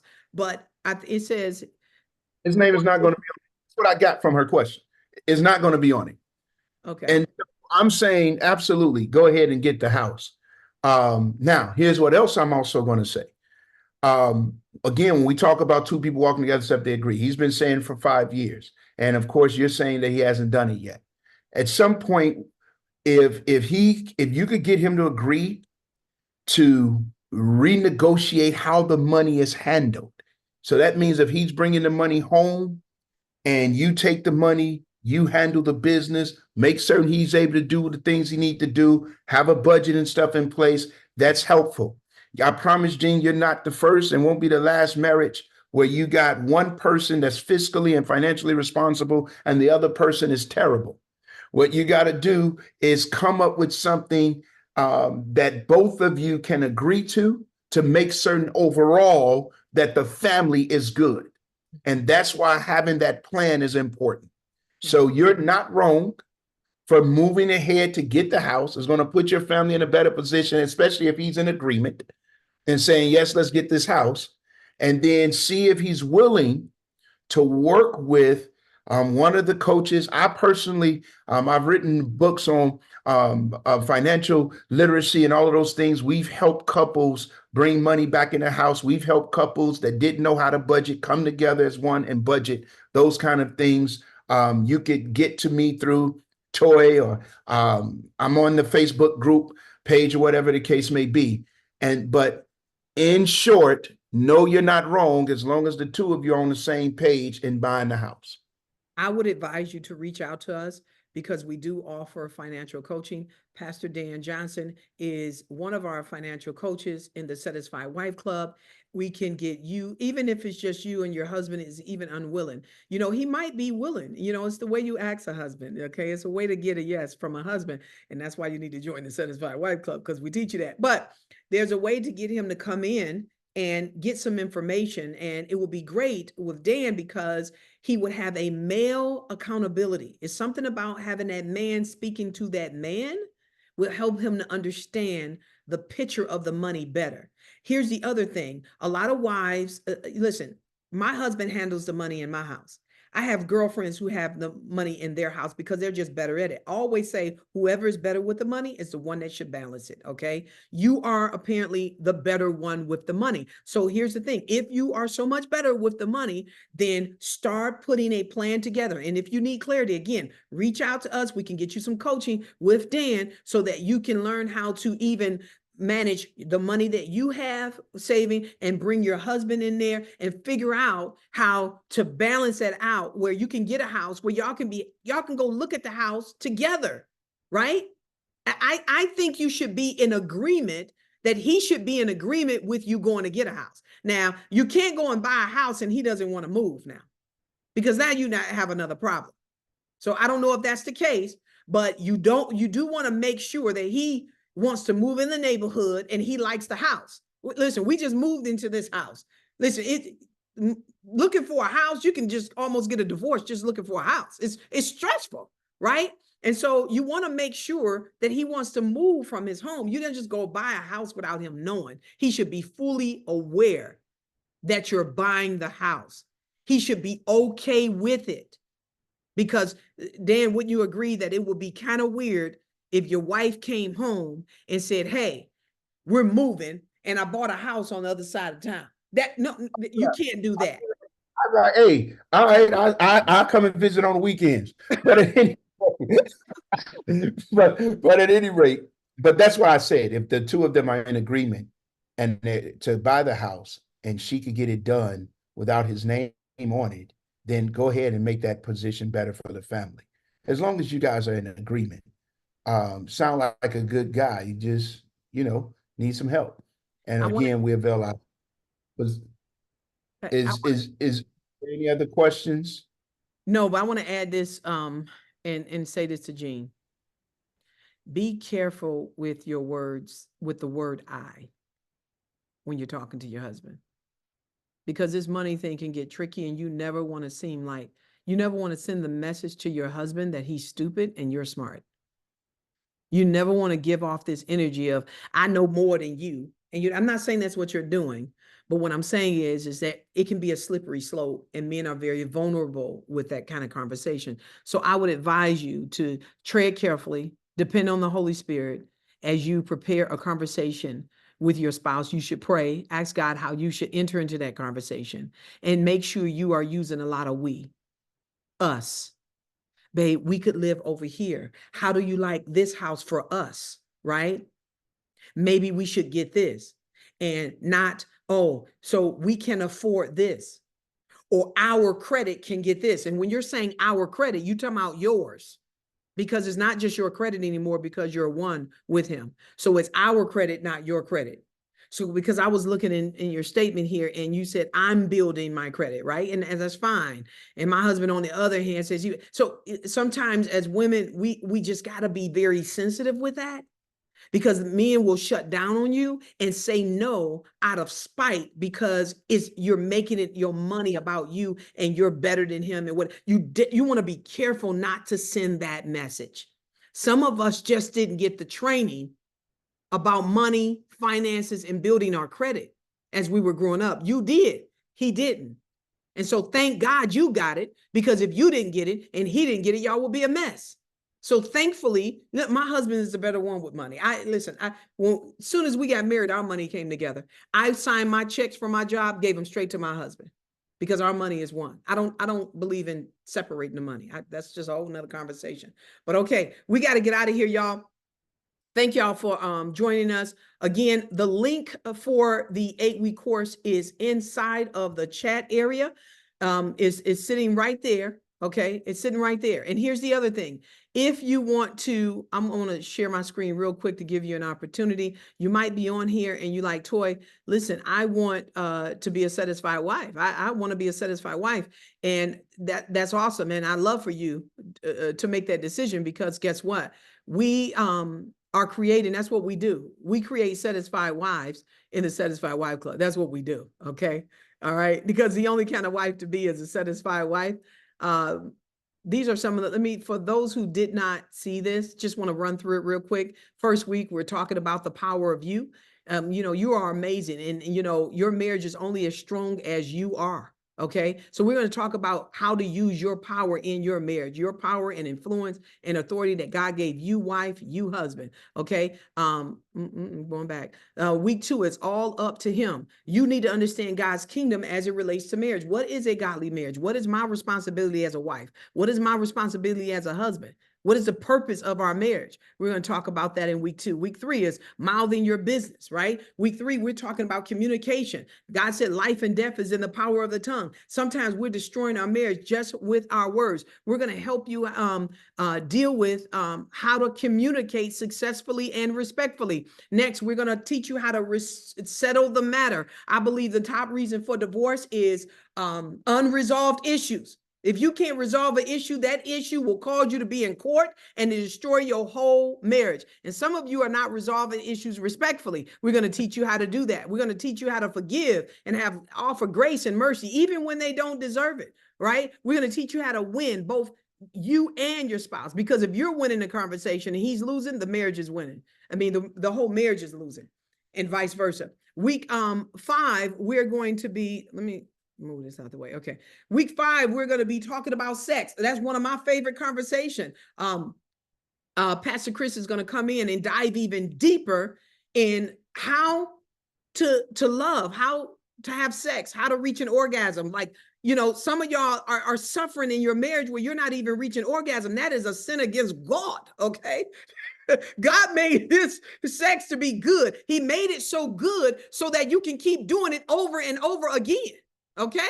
Praise the Lord for sex. Somebody say, praise the Lord for sex. Okay. We're going to stop this. Do you know that the enemy, when you're single, he try to get you to have all the sex in the world and it be juicy and good. And he make it juicy and good because he know it's already made good. So he gets you to have a lot of it when you're single. But the moment you get into marriage, it's the very thing he take away. Why? Because he know that if you have sex outside of marriage, you will be destroyed. And if you don't have sex inside of marriage, it will destroy you. We're going to stop that. Not as a satisfied married. We're going to have some sex up in here. Okay. Week 6, we're talking about being trigger happy. Some of y'all got triggers and your triggers are destroying the marriage. We're going to show you how to identify your triggers and how to use your triggers to bless your marriage, not to hinder them. How to offset those triggers so they won't rule your marriage and run your marriage into a permanent ditch. Okay. We're going to teach you how to deal with your anger, teach you how to forgive, and let God handle your spouse, not you.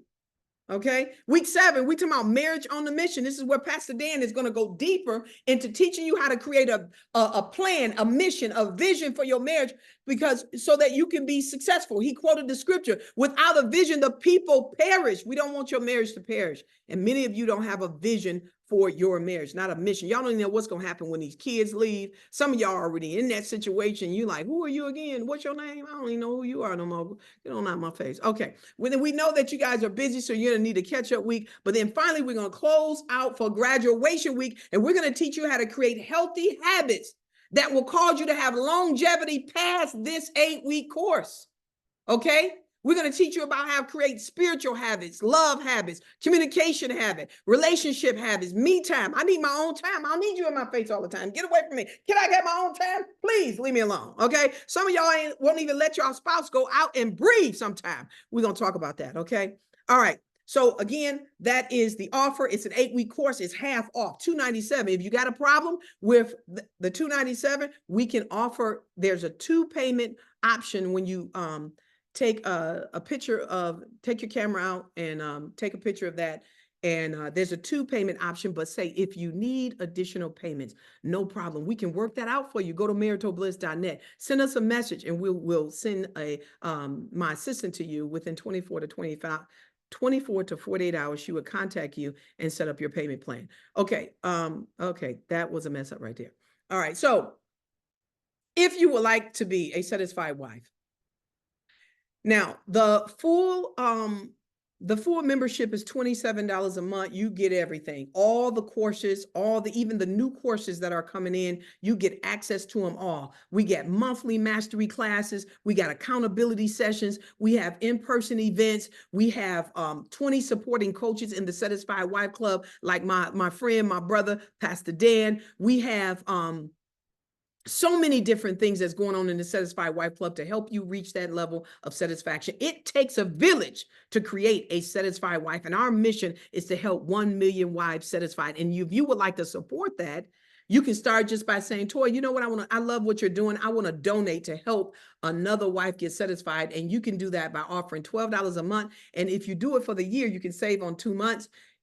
You will just pay for 10 months for supporting the club. And in that support, you'll have access to our mastery classes, and you'll have access to minimum courses. There's other options if you want to donate as well, whether you're male or female, you can donate and help us with our mission, 1 million wives satisfied. Take a picture of the screen, right? Listen, I cannot believe God got me doing this when me and my husband almost divorced several times. We was almost at our end, but God, somebody say, but God, but God, he can do exceedingly abundantly above all that we may ask or think. And listen, I don't want to be the only one. So my surprise thing I want to tell you tomorrow, first of all, before I say this, let's give a round of applause to Pastor Dan. Say thank you to Pastor Dan being out. Did he bring it or did he bring it? Okay. All right. Tell him thank you, Pastor Dan, my brother from another mother, but the same father. Appreciate you, my brother. Looking forward to it. Thank you all so much. It's been a pleasing pleasure, more than a privilege. I'm going to jump out. I appreciate you, Mrs. Toy Banks, the world's most satisfied wife. I look forward to seeing all of you guys with us as we go through this 8-week course. God bless. Until next time, as always, prosper. Remind them how they can get in touch with you again. DanDJohnson.com. That's Dan D. Johnson, www.dandjohnson.com. You can find me right there with us and all of the things we have to offer. God bless you. Thank you so much. Prosper. And again, if you are someone in here, you like, listen, I'm so glad to know that he's here. If you need financial coaching, reach out to us and we will make sure we can set up some coaching sessions with you and Pastor Dan. All right. Thank you again, Pastor Dan. God bless you. Tell the wifey I said hello. Tell I'll be down there soon in Chicago. All right, y'all. Listen, tomorrow morning, I'm doing a surprise session. It's just me. You're just going to have me. Okay. I'm going in. I'm not playing with nobody. 10 a.m. Just 1 hour, y'all. I'm going in at 10 a.m. to help you create satisfaction. It's my turn. I let all my coaches do it. We answered your questions, but I am going to do a surprise session for you tomorrow. I'm going to send you the link. Look for it in your email. and join me for that 1 hour session. If you know someone that's struggling in marriage, this is a session you want to be in. I want to thank you all again for joining us for our 5-day boot camp. I want to save my marriage. I want to commend you all for taking the step to fight for your marriage, which demonstrates how much you love your spouse, even though you might be in a season of I don't like you, which I just want you to know is normal. But the great thing about seasons is they end, right? And new ones come, like the season of satisfaction. And that's what's going to happen for those who have entered the 8-week course. I declare and decree by the right of blood of Jesus, you're going to experience a season, several seasons of satisfaction in your marriage. And we're going to be praying for you all throughout these 8 weeks. We're going to walk alongside with you. Listen, we're excited to help you build your marriage. So thank you again for joining us for the 5th day of I want to save my marriage. God bless you. Have a great night. Thank you all. I see y'all saying, thank you, Pastor Dan.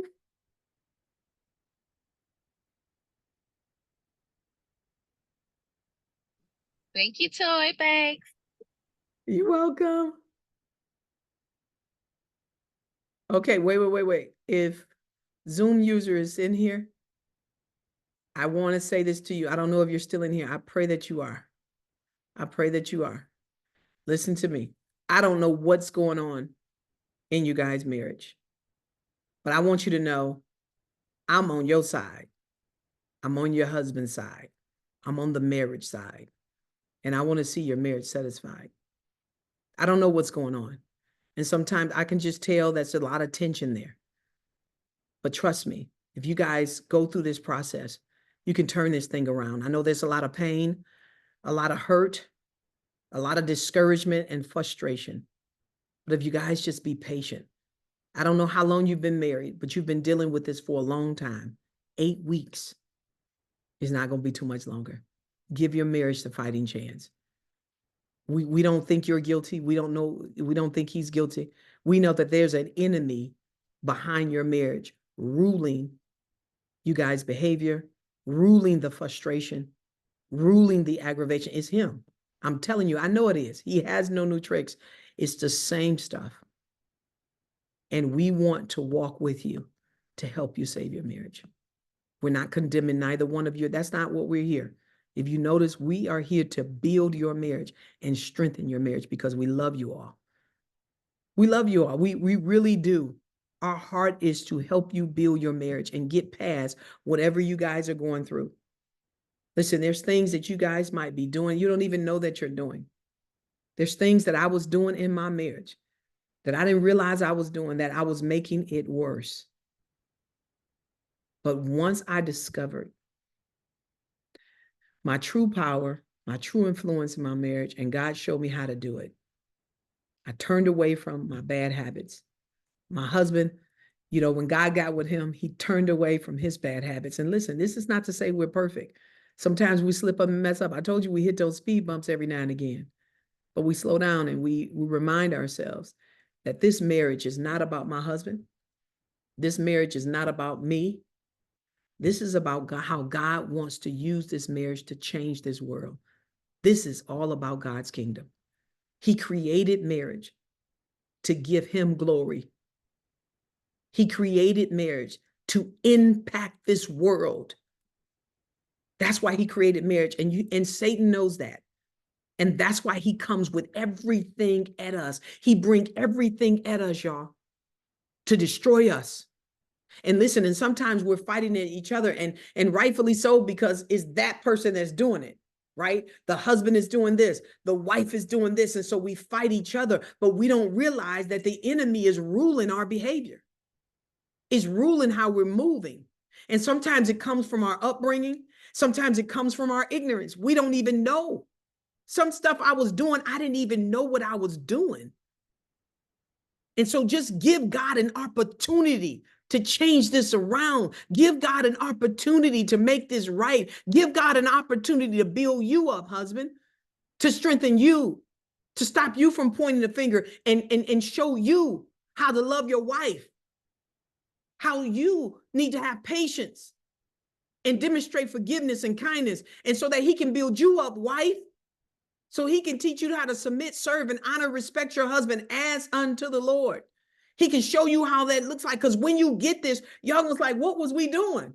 Because I asked that question about my marriage. What was we doing before?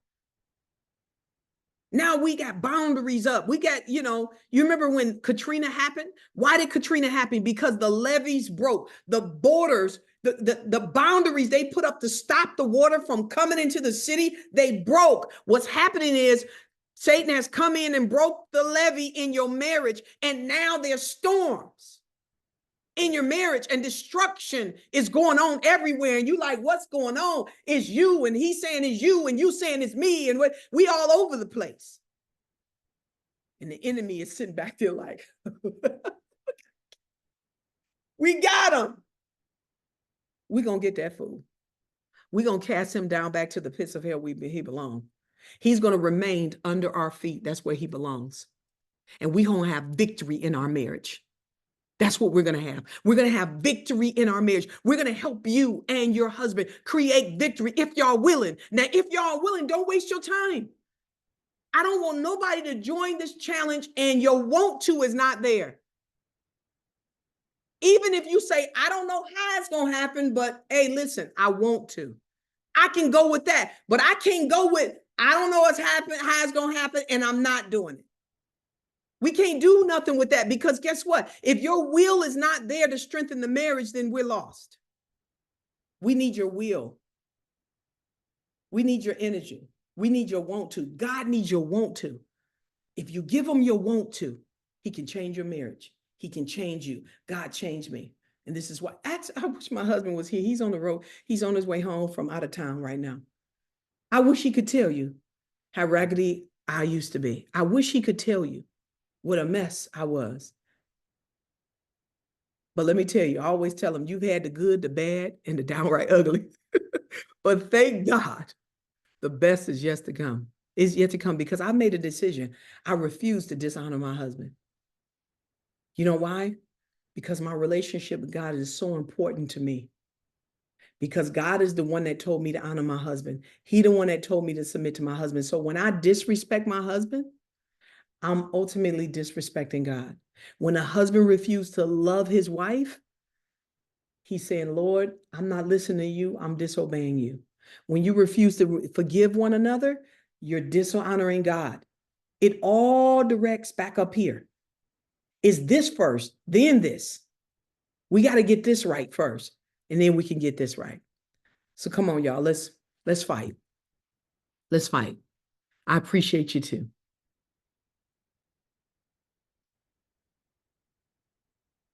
Praise God.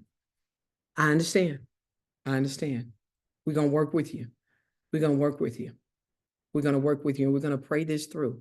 And I would even advise many of you, I just want to remind you all that some of you might want to fast and pray throughout this challenge. You might want to say, every Monday, I'm going to fast for 24 hours, or I'm going to fast. Some of you might be used to fasting. You might just need to start off with one day. Some of you are used to fasting. You might say, I'm going to do the first 3 days of each week because I'm fighting for my marriage, because some things don't come out without fasting and prayer. So come on, y'all, let's fight together. We're excited that you're going to join us, and I'll see you guys tomorrow morning. I don't know what God is about to do, but that's what God put on my heart. 10 a.m. in the morning. I'll see you guys there. Thank you all. I love you. God bless you. Thank you for trusting me and all my coaches to serve you. We appreciate you all. We love you. We had a great time with you all. All right. Have a good night. God bless you. I'm your girl, Mrs. Toy Banks, the world's most satisfied wife. God bless.